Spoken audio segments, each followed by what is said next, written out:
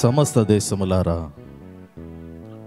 యెహోవాకు ఉత్సాహధ్వని చేయుడి, సంతోషముతో యెహోవాను సేవించుడి. ఉత్సాహగానము చేయుచు ఆయన సన్నిధికి రండి. యెహోవాయే దేవుడని తెలుసుకునుడి. ఆయనే మనల్ని పుట్టించెను, మనము ఆయన వారము, మనము ఆయన ప్రజలము, ఆయన మేపు గొర్రెలము. కృతజ్ఞతార్పణలు చెల్లించుచు ఆయన గుమ్మములలో ప్రవేశించుడి. ప్రార్థన చేసుకుందాం. దేవుడు మన యొక్క ఆత్మీయ జీవితంలో చేసి ఉన్నటువంటి మేలులు జ్ఞాపకం చేసుకుంటూ దేవుని యొక్క మహోన్నతమైనటువంటి నామమునకు కృతజ్ఞతాస్తుతులు చెల్లిస్తూ ఈ పరిశుద్ధ దినమందు ఈ యొక్క ఆరాధన మనము ప్రారంభించుకుందాం. ప్రార్థన చేసుకుందాం. కృపా సత్య సంపూర్ణమైన మా ప్రియ పరలోకపు తండ్రి, మీ ఘనమైన నామమునకు స్తుతులు చెల్లిస్తూ ఉన్నాం. మీ మహా ఉన్నతమైనటువంటి కృపలో, మీ యొక్క ప్రేమలో, మీ విడలమైనటువంటి మమ్మలందరినీ కూడా గడిచిన మే మాసమంతయు కూడా మీ రెక్కల చోటున భద్రపరిచి, మరొక శ్రేష్టమైనటువంటి జూన్ మాసంలోనైనా మొదటి పరిశుద్ధ దిన ఆరాధనలోనికి మీరు మమ్మలను నాయన నడిపించిన విధానమును బట్టి మిమ్మల్ని స్తుతిస్తూ ఉన్నాం. ఎక్కడ ఇద్దరు ముగ్గురు కూడి నా నామమున ప్రార్థన చేస్తారో వారి మధ్యలో మీరు ఉంటానని సెలవిచ్చి ఉన్నారు. కాబట్టి నాయన ఈ పరిశుద్ధ దినమందు ప్రభా, నీ బిడలమైనటువంటి మేము కొద్దిమందిగా కూడి ఆరాధనని ప్రారంభిస్తున్నటువంటి సమయంలో మీ సన్నిధిని, మీ పరిశుద్ధ ఆత్మని యొక్క ప్రసన్నతను మెండుగా మాకు అనుగ్రహించండి. పాటల ద్వారా మీ నామమునకు మహిమ తెచ్చుకోండి. శ్రేష్టమైనటువంటి జీవపు మాటలు నాయన నీ బిడలేక హృదయాలకు అనుగ్రహించి నీ నామాన్ని గణపరచుకోండి. ఆ రీతిలో పరిశుద్ధ దినమందు నాయన ఈ ప్రపంచంలో అన్ని మందిరములలో జరుగుతున్నటువంటి ఆరాధనలన్నీ కూడా ప్రభా మీ నామమునకు మహిమకరంగాను నాయన మరి క్రైస్తవ విశ్వాసులైనటువంటి వారికి ఆశీర్వాదకరంగా ప్రతి ఆరాధన జరుగుటకు నీ కృపను మెండుగా అనుగ్రహించి నడిపించమని యేసు క్రీస్తు నామములో అడిగి వేడుకొనుచున్నాము తండ్రి, ఆమేన్. ఈ సమయంలో నేటి పరిశుద్ధ దిన ఆరాధనకై ఏర్పాటు చేయబడి ఉన్న దేవుని యొక్క లేఖన భాగాన్ని చదువుకుందాం. నేటి పరిశుద్ధ దిన ఆరాధనకై ఏర్పాటు చేయబడి ఉన్న దేవుని యొక్క లేఖన భాగము పాత నిబంధన గ్రంథము నుంచి యోవేలు గ్రంథము 2వ అధ్యాయము 21వ వచనము నుండి 28వ వచనం వరకు గల లేఖన భాగాన్ని చదువుకుందాం. యోవేలు గ్రంథము 2వ అధ్యాయము 21వ వచనము నుండి 28వ వచనం వరకు గల లేఖన భాగాన్ని మన మధ్యలో ఉన్నటువంటి కుమారి జెస్సికా గ్లోరీ ముందుకు వచ్చి దేవుని యొక్క వాక్య భాగమును చదివి వినిపించవలసిందిగా ఆహ్వానిస్తూ ఉన్నాను. నేటి పరిశుద్ధ దినముకై ఏర్పాటు చేయబడిన లేఖన భాగము యోవేలు గ్రంథము 2వ అధ్యాయము 21 నుంచి 28 వరకు చదువుకుందాం. దేశమా, భయపడక సంతోషించి గంతులు వేయుము. యెహోవా గొప్ప కార్యములు చేసెను. పశువులారా భయపడకుడి. గడ్డి బీళ్లలో పచ్చిక మొల్చును, చెట్లు ఫలించును, అంజూరపు చెట్లును ద్రాక్ష చెట్లును సమృద్ధిగా ఫలించును. సియోను జనులారా ఉత్సహించి మీ దేవుడైన యెహోవా యందు సంతోషించుడి. తన నీతిని బట్టి ఆయన తొలకరి వర్షములను మీకు అనుగ్రహించును. వాన కురిపించి పూర్వమందు వలె తొలకరి వర్షమును కడవరి వర్షములు మీకు అనుగ్రహించును. కొట్లు ధాన్యముతో నిండును. కొత్త ద్రాక్షరసమును క్రొత్త తైలమును గానుగలకు పైగా పొర్లి పారును. మీరు కడుపార తిని తృప్తి పొంది మీ కొరకు వింత కార్యములను జరిగించిన మీ దేవుడైన యెహోవా నామమును స్తుతించునట్లు నేను పంపిన మిడతలను, గొంగిళి పురుగులను, పసరు పురుగులను, చీడ పురుగులను అను నా మహాసైన్యము తినివేసిన సంవత్సరముల పంటను మీకు మరలా నెత్తును. నా జనులు ఇక నెన్నటికిని సిగ్గునందరు. అప్పుడు ఇశ్రాయేలీయుల మధ్య నున్నవాడను నేనే అనియు, నేనే మీ దేవుడైన యెహోవా అనియు, నేను తప్ప వేరు దేవుడొకడును లేడనియు మీరు తెలుసుకొందురు. నా జనులు ఇక ఎన్నడూను నొందకయుందురు. తరువాత నేను సర్వజనముల మీద నా ఆత్మను కుమ్మరింతును. నీ కుమారులను మీ కుమార్తెలను ప్రవచనలు చెప్పుదురు. మీ ముసలివారు కలలు కందురు. మీ యవనరులు దర్శనము చూతురు. దేవుడు తన పరిశుద్ధ వాక్యం దీవించునుగాక. దేవుని యొక్క లేఖన భాగాన్ని చదివి వినిపించిన జెసికా గ్లోరీని దేవుడు దీవించునుగాక. ఈ సమయంలో సంగమంతి కూడా లేచి నిలబడి ఉండగా నేటి పరిశుద్ధ దినారాధనకై ఏర్పాటు చేయబడి ఉన్న ఉత్తర ప్రత్యుత్తర పాఠ్య భాగాన్ని చదువుకుందాం. సంగమంతి కూడా లేచి నిలబడి ఉండగా నేటి పరిశుద్ధ దినారాధనకై ఏర్పాటు చేయబడి ఉన్న ఉత్తర ప్రత్యుత్తర పాఠ్యభాగము కీర్తనల గ్రంథము నుంచి 149వ సంకీర్తన 149వ సంకీర్తన ఉత్తర ప్రత్యుత్తర రీతిగా చదువుకుందాం. మన మధ్యలోటువంటి సహోదరులు మా తంగి వందన కుమార్ గారు ముందుకు వచ్చి ఉత్తర ప్రత్యుత్తర భాగంలో నడిపించవలసిందిగా ఆహ్వానిస్తూ ఉన్నాను. కీర్తనల గ్రంథము 149వ సంకీర్తన ఉత్తర ప్రత్యుత్తర రీతిగా చదువుకుందాం.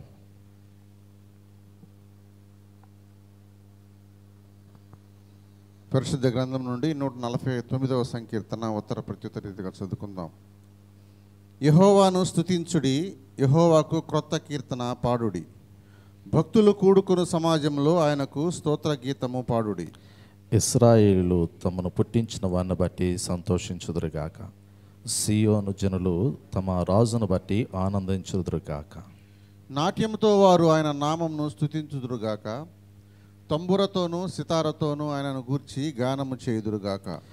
యెహోవా తన ప్రజలందు ప్రీతి గలవాడు, ఆయన దీనులను రక్షణతో అలంకరించును. భక్తులు ఘనత నుండి ప్రహర్షింతురుగాక. వారు సంతోషభరితులై తమ పడకల మీద ఉత్సాహగానము చేయుదురుగాక. వారి నోట దేవునికి చేయబడు ఉత్సాహ స్తోత్రములున్నవి. అన్యజనులకు ప్రతిదండన చేయుటకును ప్రజలను శిక్షించుటకును గొలుసులతో వారి రాజులను ఇనప సంఖ్యలతో వారి గనులను బంధించుటకును విధింపబడిన తీర్పు వారి మీద నడుపుటకును వారి చేతిలో రెండంచులు గల ఖడ్గమున్నది. ఆయన భక్తులకందరికీ ఘనత ఇదే. యెహోవాను స్తుతించుడి. మనమందరము కూడా ఆ విధంగానే నిలువబడి ప్రభువును స్తుతించుకుందాం, ప్రభువుని ఆరాధించుకుందాం. మనం ఆరాధించేటువంటి ప్రభువారు ఆత్మస్వరూపులై ఉన్నారు కాబట్టి ఆయన ఆరాధించే వారందరూ కూడా ఆత్మతో సత్యముతో ఆరాధించాలని ప్రభువారు సెలవిచ్చిన రీతిలో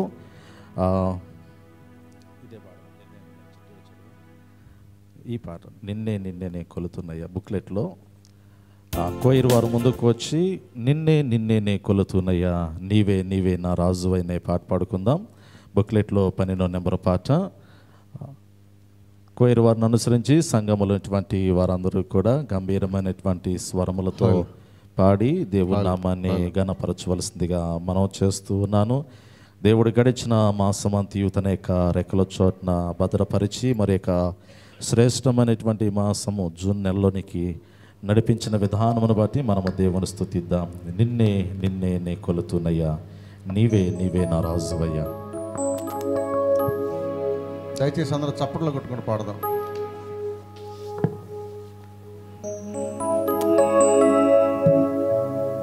యేసయ్యా యేసయ్యా యేసయ్యా యేసయ్యా నిన్నే నిన్నే కొలుతున్నయ్యా నీవే నీవే నా రాజువయ్యా.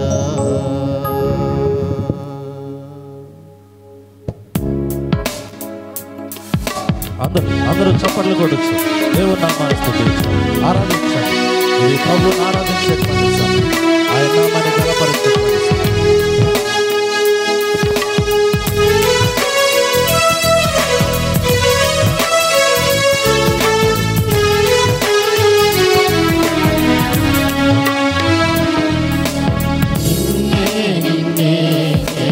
కొలుతున్నయ్యా నీవే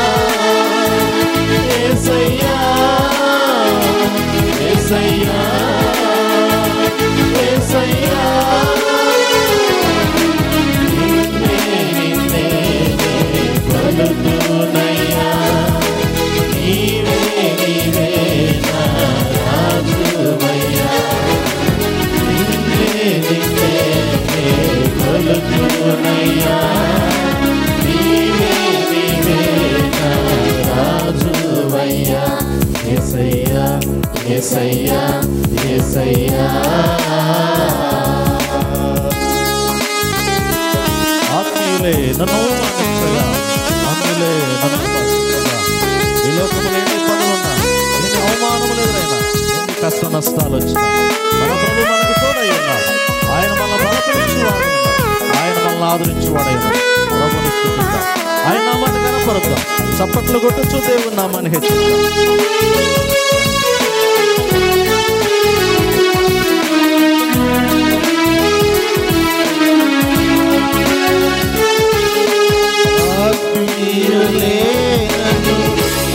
అవమానించగా అన్యులేను అపహసించగా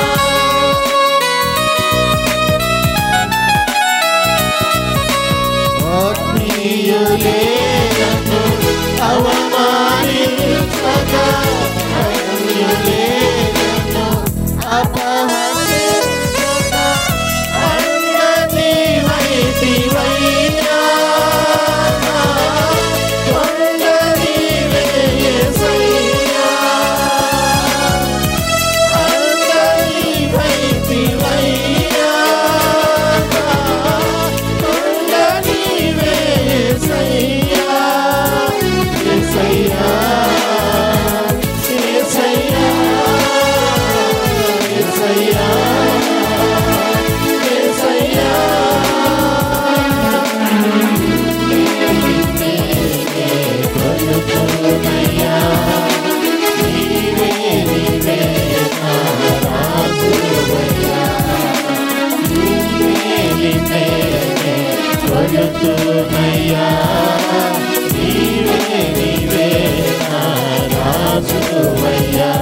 యేసయ్యా యేసయ్యా యేసయ్యా.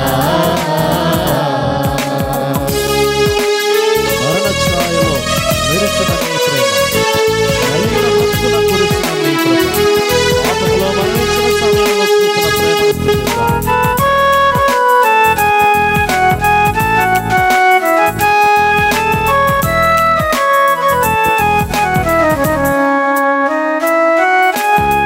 మరణ ఛాయలో మెరిసిన నీ ప్రేమ, కలిగిన బ్రతుకున కురిసిన నీ కృప,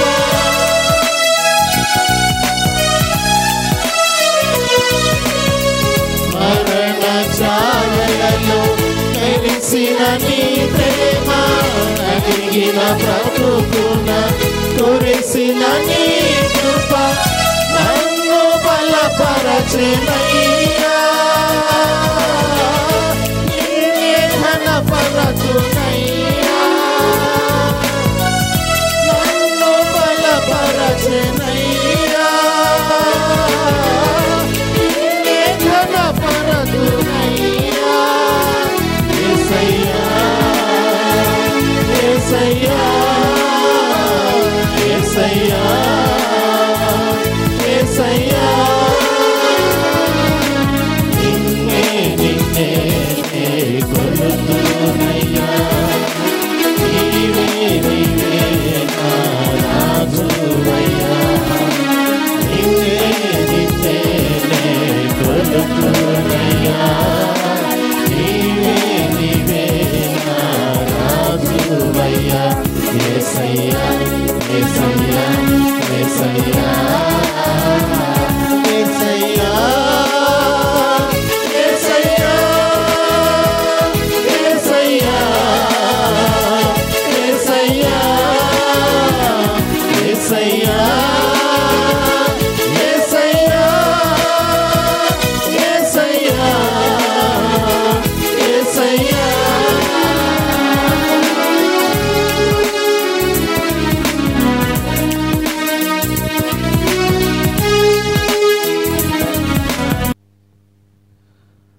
అందరూ తలలో ఉంచినట్లయితే చిన్న ప్రార్థన చేసుకొని కొద్ది సమయము మనము దేవుని యొక్క వాక్యాన్ని ధ్యానించుకుందాం. ప్రార్థన చేసుకుందాం. తలలో వంచండి. మహాపరిశుద్ధుడైన తండ్రి, ప్రేమ కలిగిన మా దేవ, మీ ఘనమైన నామమునకు స్తుతులు చెల్లిస్తూ ఉన్నాం.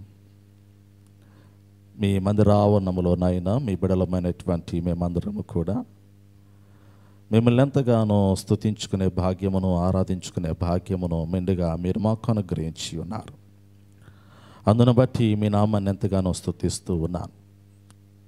ప్రభా, చదవబడినటువంటి లేఖన భాగములో నుంచి కొన్ని శ్రేష్టమైనటువంటి జీవపు మాటలు నాయన నీ ప్రియబిడలతో పంచుకునేటువంటి సమయంలో మీ పరిశుద్ధ ఆత్మని యొక్క ప్రసన్నతను మెండుగా మీరు అనుగ్రహించమని వేడుకొనొచ్చు ఉన్నాను. మీ సన్నిధిలోనికి వచ్చినటువంటి వారిని దీవించండి. ఇంక రావలసినటువంటి వారందరినీ కూడా త్వరగా మీ పాదాల చెంతకి నడిపించి ఈ ఆరాధన అంతట్లో, వాక్యము చెప్పే సమయం అంతట్లో మీ ఆత్మ నడిపింపును అనుగ్రహించి మా ద్వారా మీరే నీ నామానికి మహిమ తెచ్చుకోమని యేసుక్రీస్తు నామములో అడిగి వేడుకొనొచ్చున్నాము తండ్రి, ఆమేన్. ప్రభునందు ప్రియమైన దేవుని సంగమా, ప్రియ సహోదరి సహోదరులారా, యేసుక్రీస్తు శుభనామములో మీ అందరికీ ప్రత్యేకంగా మరి యొక్క పర్యాయము హృదయపూర్వకమైనటువంటి వందనములను, శుభములను తెలియపరుస్తూ ఉన్నాను. దేవుని యొక్క మహా ఉన్నతమైనటువంటి కృపలో, ఆయన యొక్క ప్రేమలో దేవుడు మనల్ని అందరినీ కూడా గడిచిన నెల అనగా మే మాసమంతి కూడా మండు వేసవకాల సమయంలో తన యొక్క మహా ఉన్నతమైన రెక్కల చోటున దేవుడు భద్రపరిచి మనల్ని సజీవుల లెక్కలోంచి మరి యొక్క శ్రేష్టమైనటువంటి ఈ జూన్ మాసములోనికి నడిపించిన విధానమును బట్టి నేను ప్రభువును స్తుతిస్తూ ఉన్నాను. ఈ పరిశుద్ధ దినమందు పిల్లరా, దేవుని యొక్క లేఖనాలలో పాత నిబంధన గ్రంథములో వ్రాయబడినటువంటి, లిఖించబడినటువంటి దేవుడు ప్రవక్త అయినటువంటి యోవేలు ద్వారా వ్రాయించినటువంటి కొన్ని ప్రాముఖ్యమైనటువంటి మాటలను ఈ సమయంలో నేను మీతో పంచుకోవాలని ఆశపడుతూ ఉన్నాను. రెస్టోరేషన్, పునరుద్ధరణ అనేటువంటి ఒక అంశాన్ని ఈరోజు జ్ఞాపకం చేయడానికి నేను ఇష్టపడుతూ ఉన్నాను. గడిచిన ఆదివారాల్లో పిల్లరా మనము ధ్యానించుకున్నటువంటి వర్తమానాలు మీకు గుర్తున్నాయని నేను అనుకుంటూ ఉన్నాను.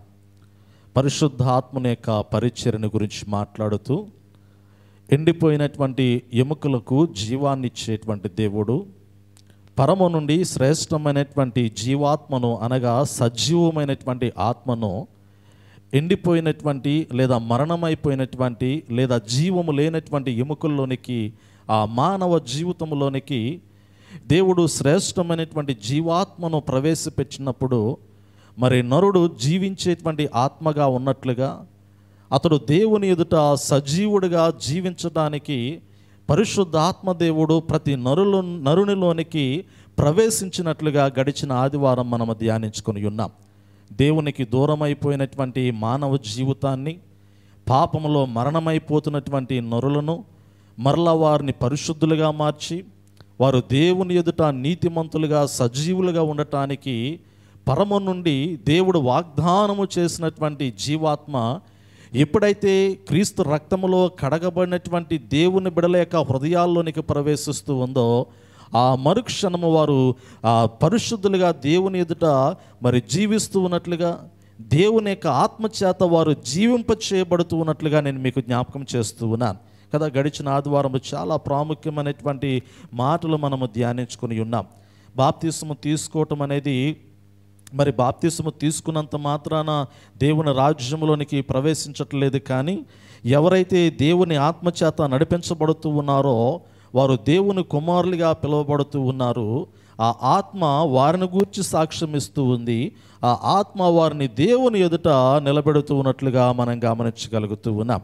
పిల్లలు, ఈరోజు కూడా పడిపోయినటువంటి స్థితిలో నుండి లేవనెత్తబడాలా, దూరం అయిపోయినటువంటి స్థితిలో నుండి మరలా దేవునికి సమీపంగా తీసుకుని రాబడాలా.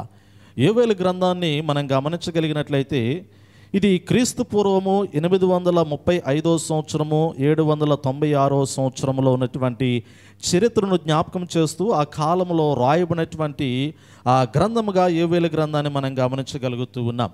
యోవేలు గ్రంథాన్ని మీరు చదివినటువంటి క్రమంలో పిల్లరా బాగా మనస్సు పెట్టి గ్రంథాన్ని మీరు చదవగలిగితే ఈ గ్రంథంలో యూదులకు సంబంధించినటువంటి చరిత్రను జ్ఞాపకం చేస్తూ యూదుల యొక్క జీవితాల్లో దేవుడు జరిగించబోతున్నటువంటి న్యాయ తీర్పును గురించి కూడా ఈ యొక్క యోవేలు గ్రంథంలో తెలియపరుస్తూ ఉంచాడు. మనం గమనించవచ్చు. ప్రాముఖ్యంగా దేవుడు తన బిడ్డల యొక్క జీవితంలోనికి తీసుకుని రాబోతున్నటువంటి తీర్పును గురించి, దేవుడు తన బిడ్డల యొక్క జీవితాన్ని ఎలా క్షామమునకు అప్పగిస్తూ ఉన్నాడు, కరువునికి అప్పగిస్తూ ఉన్నాడు, ఏ విధంగా వారు శ్రమల్లోనికి వెళ్ళిపోతూ ఉన్నారు, శ్రమల్లోనికి వెళ్ళిపోయినటువంటి వారి జీవితంలో కరువులోనూ దారిద్ర్యములోనూ వెనకబడినటువంటి తనములోనూ లేదా భయంకరమైనటువంటి బలహీనతల చేత పీడించబడుతున్నటువంటి వారి జీవితాల్లో మరలా దేవుడు ఎలా తన కృపను అనుగ్రహించున్నాడో యోవేలు గ్రంథంలో మనం గమనించవచ్చు. కోల్పోయిన దానిని మరలా తిరిగి పొందుకునుట, పోగొట్టుకున్న దానిని మరలా స్వాధీనపరుచుకునుట, శాపమును ఆశీర్వాదకరంగా మార్చుకునుట, అనేకమైనటువంటి అర్థాలు మనం గమనించవచ్చు.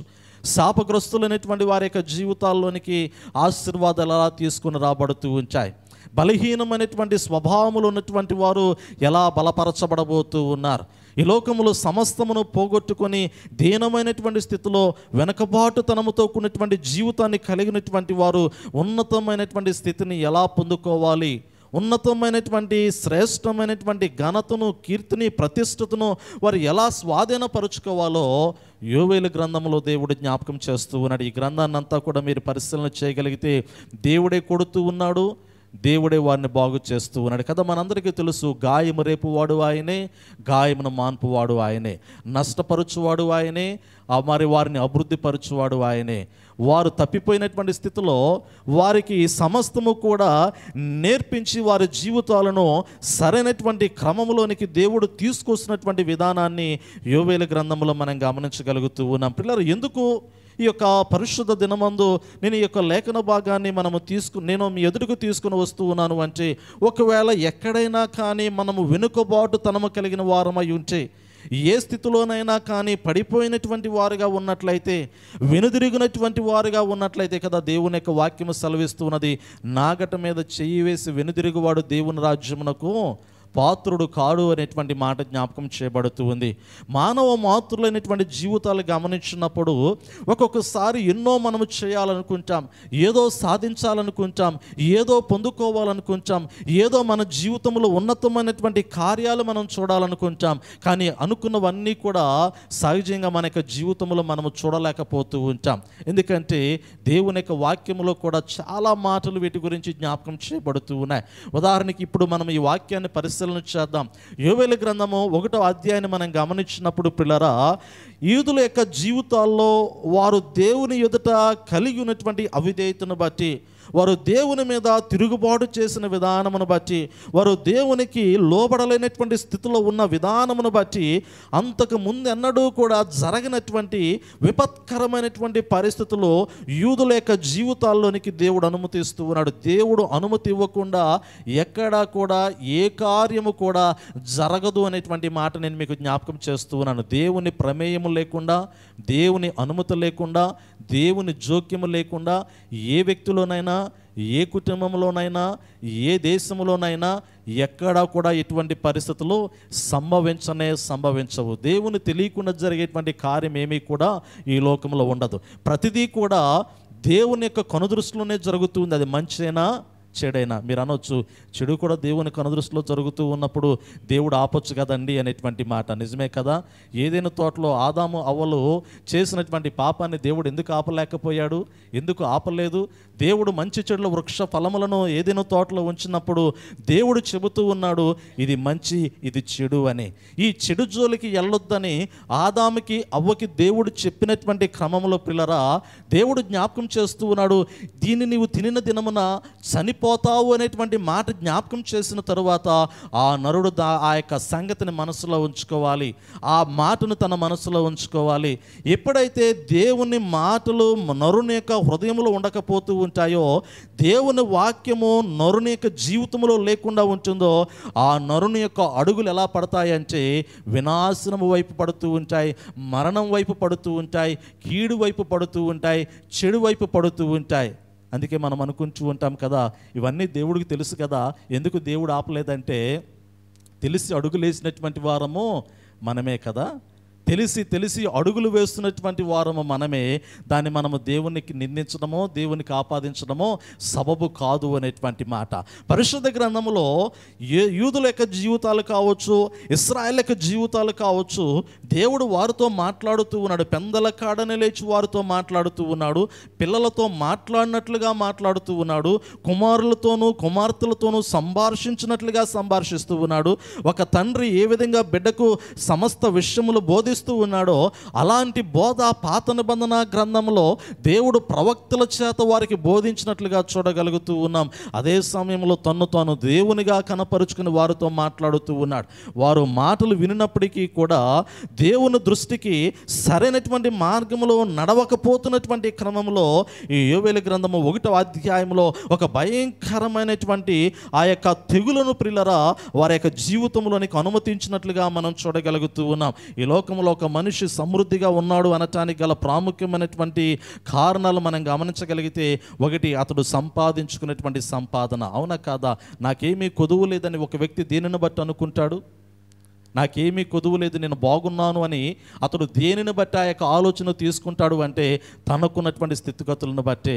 నా దగ్గర ధనము సమృద్ధిగా ఉంది, నాకు ఇబ్బంది లేదు. నాకు ఎటువంటి బలహీనత వచ్చినా కానీ చూపించుకోగలిగినటువంటి స్తోమత నాకుంది, ఏమీ ఇబ్బంది లేదు. నేటి దినాల్లో అయితే స్కీమ్స్ చాలా ఉన్నాయి కదా. నువ్వెంత రోగం వచ్చినా కానీ కార్డు పట్టుకుని హాస్పిటల్కి వెళితే కార్డు ఒక భరోసాలా కనపడుతుంది కదా. ఆరోగ్యశ్రీ కార్డు మనం గమనించగలిగితే ఒకప్పుడు ఎంత ఉండేదో కానీ ఇప్పుడు 25 లక్షలు అంటూ ఉన్నారు కదా. చాలామంది మనుషులు ఏదొచ్చినా కానీ ఇదిగో ఆరోగ్యశ్రీ ఉందగా అంటారు. అవునా కదా?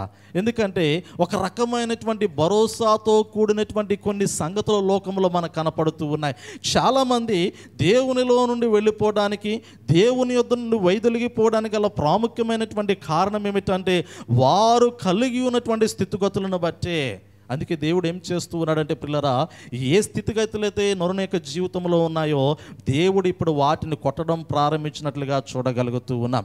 ఇశ్రాయేల్ యొక్క జీవితాల్లో, యూదుల యొక్క జీవితాల్లో సంభవించినటువంటి పరిస్థితులు మనం గమనించగలిగితే యోవేలు గ్రంథము 1వ అధ్యాయం 3వ వచనంలో అంటాడు కదా, ఈ సంగతి మీ బిడ్డలకు తెలియచేయుడి, వారు తమ బిడ్డలకును ఆ బిడ్డలు రాబో తరం వారికి తెలియచేదురు. పిల్లల నిజమే కదా? జ్ఞాపకం చేయబడుతున్నటువంటి మాటలు.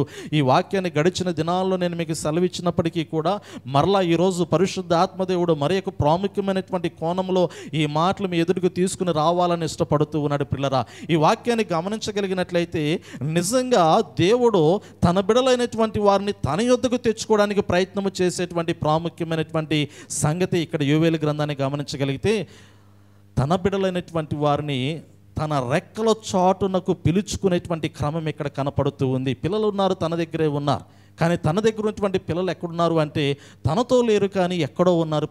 పిల్లలు తన వారే కదా. నిజంగా మనం గమనించగలిగితే మన పిల్లలు ఉన్నారనుకోండి, వారు మన ఇంట్లో లేకపోయినా బయటికి వెళ్ళిపోయారనుకోండి, బయటికి వెళ్ళినా కానీ సాయంత్రానికల్లా గూటికి చేరతారనేటువంటి నమ్మకం మనకు ఉంటుంది కదా. ఉద్యోగం కొరకు బయటికి వెళ్ళిపోయినా, చదువు కొరకు బయటికి వెళ్ళిపోయినా మన పిల్లలు బయటికి వెళ్ళారు, వారు మరలా తిరిగి సాయంత్రమో రాత్రికో ఇంటికి రానే వస్తారు. కాలేజ్ వదిలిపెట్టిన తర్వాత, డ్యూటీ అయిపోయిన తర్వాత. అది మనకున్నటువంటి నమ్మకము, ఎందుకంటే మన పిల్లలు కాబట్టి. అవునా కాదా? ఇక్కడ దేవుడు కూడా అదే జ్ఞాపకం చేస్తూ ఉన్నాడు. ఇప్పుడు నా పిల్లలైనటువంటి వారు నా యొద్ద నుండి బయటకు వెళ్ళిపోయారు, వారు మరలా తిరిగి నా యొద్దకు రావాలి, కానీ నా యొద్దకు వచ్చేటువంటి పరిస్థితి కనపట్టలేదు. వారు బయటికి వెళ్ళిపోయిన తర్వాత వేటికి అలవాటు పడ్డారు అంటే బయట ఉన్న వాటికి అలవాటు పడి అక్కడే ఉండటానికి ఇష్టపడుతూ ఉన్నారు, కానీ తిరిగి మరలా నా ఇంటికి రావటానికి వారు ఇష్టపట్ల. ఇప్పుడు ఈ తండ్రి చేసే ప్రయత్నం ఏమిటంటే ఎలాగోలా కూడా వారి పిల్లలను తన ఇంటికి తెచ్చుకోవాలా లేదా? పిల్లలు వెళ్ళిపోయారు, బయటికి వస్తారని ఎదురు చూస్తూ ఉన్నాడు తండ్రి. చేతులు చాచి ప్రయాసపడి భారం మోయించిన సమస్త జనులరా నా యొద్దకు రండి అని ఆయన కలువరిసెలలో చేతులు చాచి పిలుస్తూ ఉన్నాడు. పిల్లలు ఇంకా ఆయన యొద్దకు రావట్లేదు, క్రీస్తు రక్తంలో కడగబట్టలేదు, ఆయన వాక్యమునకు లోబట్టలేదు. లోబడలేకపోతున్నటువంటి సమయంలో పిల్లరా ఆ పిల్లలను ఎలాగైనా తిరిగి తన యొద్దకు తెచ్చుకునే ప్రయత్నం యోవేలు గ్రంథంలో కనపడుతూ ఉంది. యోవేలు గ్రంథంలో పిల్లల మనం గమనించగలిగితే బయట ఎలా ఉన్నారు అంటే పిల్లలు సమృద్ధి అయినటువంటి ఆహారంతో జీవిస్తూ ఉన్నారు, సమృద్ధి అయినటువంటి వనరులతో ఉన్నారు, సమృద్ధి అయినటువంటి లోక సంబంధమైనటువంటి జీవితాన్ని ఆస్వాదించడానికి ఇష్టపడుతూ ఉన్నాడు. కానీ పరమ తండ్రి అయినటువంటి దేవుడు, ఆకాశమందు ఆసీనుడైనటువంటి దేవుడు తన పిల్లలను చూచినప్పుడు ఆ పిల్లలు ప్రమాదకరమైనటువంటి స్థలములలో సంచరిస్తూ ఉన్నారని దేవుడు జ్ఞాపకం చేస్తూ ఉన్నాడు. మరణకరమైనటువంటి లోయలలో వారు సంచరిస్తున్నారని జ్ఞాపకం చేస్తూ ఉన్నాడు. కానీ పిల్లలు అనుకుంటూ ఉన్నారు కదా, మేము క్షేమంగా ఉన్నాం అనుకుంటూ ఉన్నారు. కానీ విరోధి అయినటువంటి వాడు, భయంకరమైనటువంటి కోరలు చాచిన వాడు, అవకాశము కొరకు ఎదురు చూస్తున్నటువంటి వాడు, తన పిల్లలైనటువంటి వారు తన గృహములోనికి అనగా దేవుని గృహములోనికి రాకుండా ఉండటానికి, వారిని కబలించడానికి గర్జించు సింహం వలె తిరుగుతూ ఉన్నటువంటి సమయంలో పిల్లరా, దేవుడు తన పిల్లలను కాపాడుకునేటువంటి ప్రయత్నము యోవేలు గ్రంథంలో చేస్తూ ఉన్నాడు. నిజమే కదా, మనందరికీ తెలుసు. గడిచిన దినాల్లో కూడా జ్ఞాపకం చేసి ఉన్నాను, పక్షిరాజు యొక్క స్వభావాన్ని తెలియపరిచాను. పక్షిరాజు ఎప్పుడు కూడా ఉన్నతమైనటువంటి శిఖరం మీద తన గూడును కట్టుకుంటుంది, మనందరికీ తెలిసిన సంగతే. అది పిల్లలు గూడు కట్టుకునేటువంటి సమయంలో ఆ పిల్లలను మరి పొదిగేటువంటి క్రమాన్ని గమనించగలిగితే, అంటే గూడు పెట్టే క్రమాన్ని గమనించగలిగితే, మొట్టమొదటిగా పిల్లరా ముళ్ళతో గూడును ఏర్పాటు చేసుకుంటుంది పక్షిరాజు. ముందు సూదైనటువంటి బాగా పొదునైనటువంటి ముళ్ళను, ఆ ముళ్ళ కంపను తీసుకుని వచ్చి గూడుగా ఏర్పరచుకొని, ఆ తర్వాత మెత్తటి గడ్డిని తీసుకుని వచ్చి లోపల మెత్తగా అలంకరించుకుంటుంది పిల్లరా ఆ గూడు లోపల. ఎందుకంటే పిల్లలకి ముళ్ళు గుచ్చుకోకూడదు కాబట్టి. క్రింద భాగం అంతా కూడా ముళ్ళతో ఉంటుంది, లోపల భాగం అంతా కూడా చాలా మెత్తగా ఉంటుంది, పిల్లలకి స్మూత్గా మెత్తగా హాయిగా ఉండటానికి. పిల్లరా ఏదైనా కానీ ఆ యొక్క గూడు లోపలికి రావాలి అనుకుంటే క్రింద ఉన్నటువంటి ముళ్ళు గుచ్చుకుంటూ ఉంటాయి. రెండోది, దానుకున్నటువంటి ఇంకొక అర్థం ఏమిటంటే, ఆ పిల్లలు కొంచెము మరి ఎదుగుతూ ఉన్నటువంటి క్రమంలో రెక్కలు ఆడించి ఇక ఎగిరేటువంటి సమయం వచ్చేటువంటి క్రమంలో పిల్లరా, ఆ యొక్క పక్షిరాజు తల్లి పిల్లలకి నేర్పించేటువంటి గొప్ప గుణం ఏమిటంటే, అప్పటికి కూడా పిల్లలు ఏమవుతాయంటే సుఖానికి అలవాటు పడ్డాయి. గూడు లోపల ఏముంది, మెత్తగా ఉంది. తల్లి ఏమో ఆహారం పెడుతుంది, ఇంకా పిల్లలు రోజు అన్నం తింటా ఉన్నాయి. అన్నం తినే పిల్లలు గూడులో హాయిగా ఉన్నాయి. ఇప్పుడు హాయిగా ఉండటానికి ఇష్టపడతాయి కానీ కష్టపడడానికి ఇష్టపడతాయా? లేదు, కష్టపడడానికి ఇష్టపడవు. ఎందుకంటే హాయిగా ఇంట్లోకి సమస్తం వచ్చేస్తూ, అమ్మ అనంగానే మంచం మీదకి భోజనం వచ్చేస్తుంది, ఎక్కడ కూర్చుంటే అక్కడ అన్నీ వచ్చేస్తాయి. వస్తాయా లేదా? వస్తాయి, అంతే. వాళ్ళు ఎంత వయసు వచ్చినా కానీ పిల్లలు తల్లి చేయాల్సిందే. వాళ్ళు 10 సంవత్సరాలైనా 15 సంవత్సరాలైనా 20 సంవత్సరాలైనా, ఆఖరికి నేను కుర్చీలో కూర్చుని అమ్మ నాకు ఇది కావాలంటే మా అమ్మ మంచినీళ్ళు తీసుకొచ్చి ఇవ్వాల్సిన తల్లి ప్రేమ అటువంటిది కాబట్టి. ఎందుకంటే ఆ పిల్లలు ఎంత ఎదిగినా కానీ తల్లి దృష్టిలో పిల్లలుగానే ఉంటారు. కానీ పక్షిరాజుకున్నటువంటి గొప్ప వ్యక్తిత్వం ఏమిటంటే, దానికున్నటువంటి స్వభావం ఏమిటంటే, తన పిల్లలు సోమరితనముతో కూడినటువంటి రీతిలో పెరగకూడదు అనేటువంటి ఆలోచనతో పిల్లరా, తన పిల్లలకి ప్రాధాన్యత ఆ తల్లి ప్రాముఖ్యంగా ఏమి నేర్పించడానికి ఇష్టపడుతూ ఉంటుందంటే, పిల్లలు గూటిలో ఉండి ఆహారము తీసుకునేటువంటి క్రమంలో రెక్కల ఆడించేటువంటి క్రమం వాటికి వస్తున్నటువంటి సమయంలో పిల్లరా, ఆ గూటి లోపల ఉన్నటువంటి మెత్తటి గడ్డిని అంతటినీ కూడా తీసి బయటపడేయడం ప్రారంభిస్తుందంట పిల్లరా. అప్పుడు కొంచెముగా ముళ్ళు పొట్టభాగంలో గుచ్చుకోవడం ప్రారంభిస్తూ ఉంటాయి. కొంచెము రెక్కలాడిస్తున్నటువంటి పిల్లలు ముళ్ళు గుచ్చుకున్న తరువాత ఇంకా బాగా ఆడించడం ప్రారంభిస్తూ ఉంటాయి. అవి ఎగరటానికి అవసరమైనటువంటి శక్తిని రెక్కలకి సంపాదించుకుంటాయి, కండరాలను సంపాదించుకుంటాయి, రెక్కలకి బలాన్ని సంపాదించుకుంటాయి. ఈ బలమంతా కూడా ఎవరు నేర్పిస్తూ ఉన్నారు అంటే, ఈ బలము రావటానికి పిల్లలు ఎవరు ప్రయత్నం చేస్తూ ఉన్నారు అంటే, తల్లి బిడ్డకి నేర్పిస్తూ ఉన్నట్లుగా మనం చూడగలుగుతూ ఉన్నాం. అప్పటికి బిడ్డ లోపలికి ఈ యొక్క గూడులో సుఖానికి అలవాటు పడిపోయింది, ఆహారము తీసుకుంటుంది, సుఖానికి అలవాటు పడిపోయింది. ఎగరవలసినటువంటి అవసరత బిడ్డకి లేదు, కానీ తల్లి బిడ్డను ఎగిరేటట్టు చేయవలసినటువంటి ఆవశ్యకత ఉన్నది పిల్లారా. అందుకే ఈ గడ్డినంతా బయట పడేసిన తరువాత ఇక పిల్లలు గూడు లోపల ఉండలేవు, ముళ్ళు గుచ్చుకుంటా ఉంటాయి. అవి ఇక ఎగరటానికి సిద్ధంగా ఉన్నాయి అనేటువంటి క్రమంలో ఈ పక్షిరాజు ఏమి చేస్తూ ఉందంటే, వాటి పిల్లలను ముక్కుతో తీసుకుని తన రెక్కల మీద వేసుకొని ఆకాశంలో ఎగరటం ప్రారంభిస్తుందంట పిల్లరా. ఎత్తైనటువంటి స్థలంలోనికి వెళ్ళిపోయిన తర్వాత రెక్కల మీద ఉన్నటువంటి పిల్లలను ఒక్కసారి గాలిలో విడిచిపెడుతుందంట.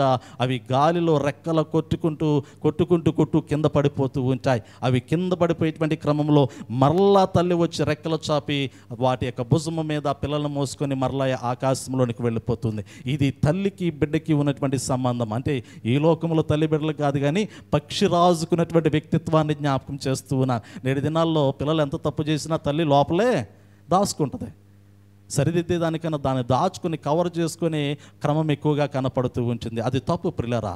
బిడ్డ తప్పు చేసినప్పుడు దాన్ని సరిదిద్దుకోవాల్సినటువంటి ఆవశ్యకత తల్లికి తండ్రికి ఉన్నట్లుగా నేను మీకు జ్ఞాపకం చేస్తూ ఉన్నాను. పరిశుద్ధ గ్రంథంలో దేవుడు అదే చేస్తూ ఉన్నాడు. యోవేలు గ్రంథాన్ని గమనించగలిగితే యోవేలు గ్రంథంలో యూదుల యొక్క గృహాల్లో కానీ, వారి యొక్క వ్యవసాయంలో కానీ, వారి కుటుంబ జీవితాల్లో కానీ సమృద్ధి ఉన్నది. వారి యొక్క దేవునితో సంబంధం లేనటువంటి వారిగా బ్రతుకుతూ ఉన్నారు. వారు దేవునితో సంబంధం లేనటువంటి వారిగా బ్రతుకుతూ ఉన్నారు. ఇక మాకు దేవుని యొక్క అవసరత లేదు అనేటువంటి ఆలోచనతో బ్రతుకుతూ ఉన్నారు. అటువంటి సమయంలోనే దేవుని యొక్క మహాసైన్యం అనబడినటువంటి పురుగులు దేవుని యొద్ద నుండి దేవుని అనుమతి చేత వారి యొక్క పంటల మీదకి పంపబడినట్లుగా మనం చూడగలుగుతూ ఉన్నాం కదా. ఈ వాక్యాన్ని గమనించగలిగితే దేవుడే పంపించినటువంటి సైన్యం అంటాడు. ఈ 3వ వచనాన్ని 4వ వచనము, గొంగళ పురుగులు విడిచిన దాన్ని మిడతలు తినివేసి ఉన్నవి, మిడతలు విడిచిన దానిని పసర పురుగులు తినివేసి ఉన్నవి, పసర పురుగులు విడిచిన దాన్ని చీడ పురుగులు తినివేసి ఉన్నవి. పిల్లలు గమనించండి, ఈ మాటకి మనకి ఇక్కడ జ్ఞాపకం చేయబడుతూ ఉంది. యోవేలు గ్రంథంలో మనం గమనించగలిగినట్లయితే ఈ 2వ అధ్యాయంలోని 25వ వచనంలో ఈ మాటకి మనకు కనపడుతూ ఉంది.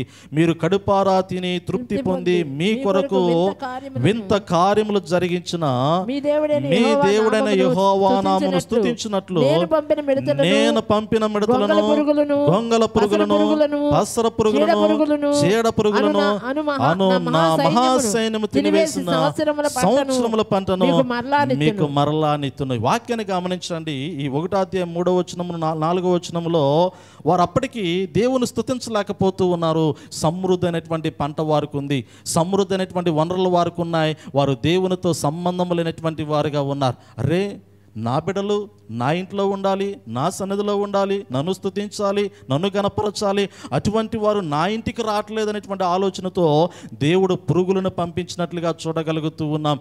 ఇవి వెళ్ళి పంటను తినివేసినట్లుగా మనకు కనపడుతూ ఉన్నది పిల్లలు. అందుకే ఇక్కడ అంటాడు కదా, ఈ మనం చదివినటువంటి 2వ అధ్యాయం 25వ వచనంలో పైన భాగంలో రాయి, మీ దేవుడైన యెహోవా నామమును స్తుతించున్నట్లు అంటాడు. నేను పంపిన మిడతలను, అంటే మిడతలు వచ్చి పంట తినేసిన తర్వాత కానీ మరలా దేవుని స్తుతించాలి అనేటువంటి ఆలోచనలోనికి రాలేదు. పంట అంటే పిల్లరా, అది మన కష్టార్జితమే. అది ఏ రీతిలోనైనా కావచ్చు. అది ఉద్యోగంలో సంపాదించే సంపాదన కావచ్చు, వ్యాపారంలో సంపాదించేటువంటి సంపాదన కావచ్చు. మొదటి జాములు లేచి పరుండపోయేంత సమయం వరకు కూడా దేని నిమిత్తమైతే మనం శ్రమ పడుతూ ఉన్నామో, దేని నిమిత్తమైతే మనం కష్టపడుతూ ఉన్నామో, దేని కొరకైతే ప్రాకులాడుతూ ఉన్నామో, ఆ ప్రాకులాడేటువంటి ప్రతి ప్రయాస కూడా ఏదో ఒక పురుగు వచ్చి తినివేయటం ప్రారంభిస్తూ ఉన్నదంట. తినివేయబడడానికి గల కారణం ఏమిటంటే వారు దేవుణ్ణి స్తుతించేటువంటి రీతిలో దేవుని ఇంటిలో లేకపోవటమైనటువంటి మాట ఇక్కడ జ్ఞాపకం చేయబడుతూ ఉంది. 1వ అధ్యాయం 4వ వచనంలో తినివేయబడుతున్నటువంటి పంట, ఈ పంటను తినివేయటానికి దేవుడు పురుగులు పంపించాడు. కారణం చెబుతూ ఉన్నాడు కదా. 2వ అధ్యాయం 25వ వచనంలో వారు నా నామమును స్తుతించున్నట్లు అంటాడు, వారు నా నామమును గణపరుచున్నట్లు అంటాడు, వారు నా నామమును మహిమపరుచున్నట్లు అంటాడు. ఎప్పుడైతే పంట తినివేయబడిందో ఇప్పుడు వారు కరువులోకి వెళ్ళిపోయారు, ఇప్పుడు వారు లేములోనికి వెళ్ళిపోయారు, ఇప్పుడు వారు కష్టాల్లోనికి వెళ్ళిపోయారు, ఇప్పుడు వారు శ్రమల్లోనికి వెళ్ళిపోయారు, ఇప్పుడు వారు భయంకరమైనటువంటి వేదనకరమైనటువంటి పరిస్థితుల్లోనికి వెళ్ళిపోయారు.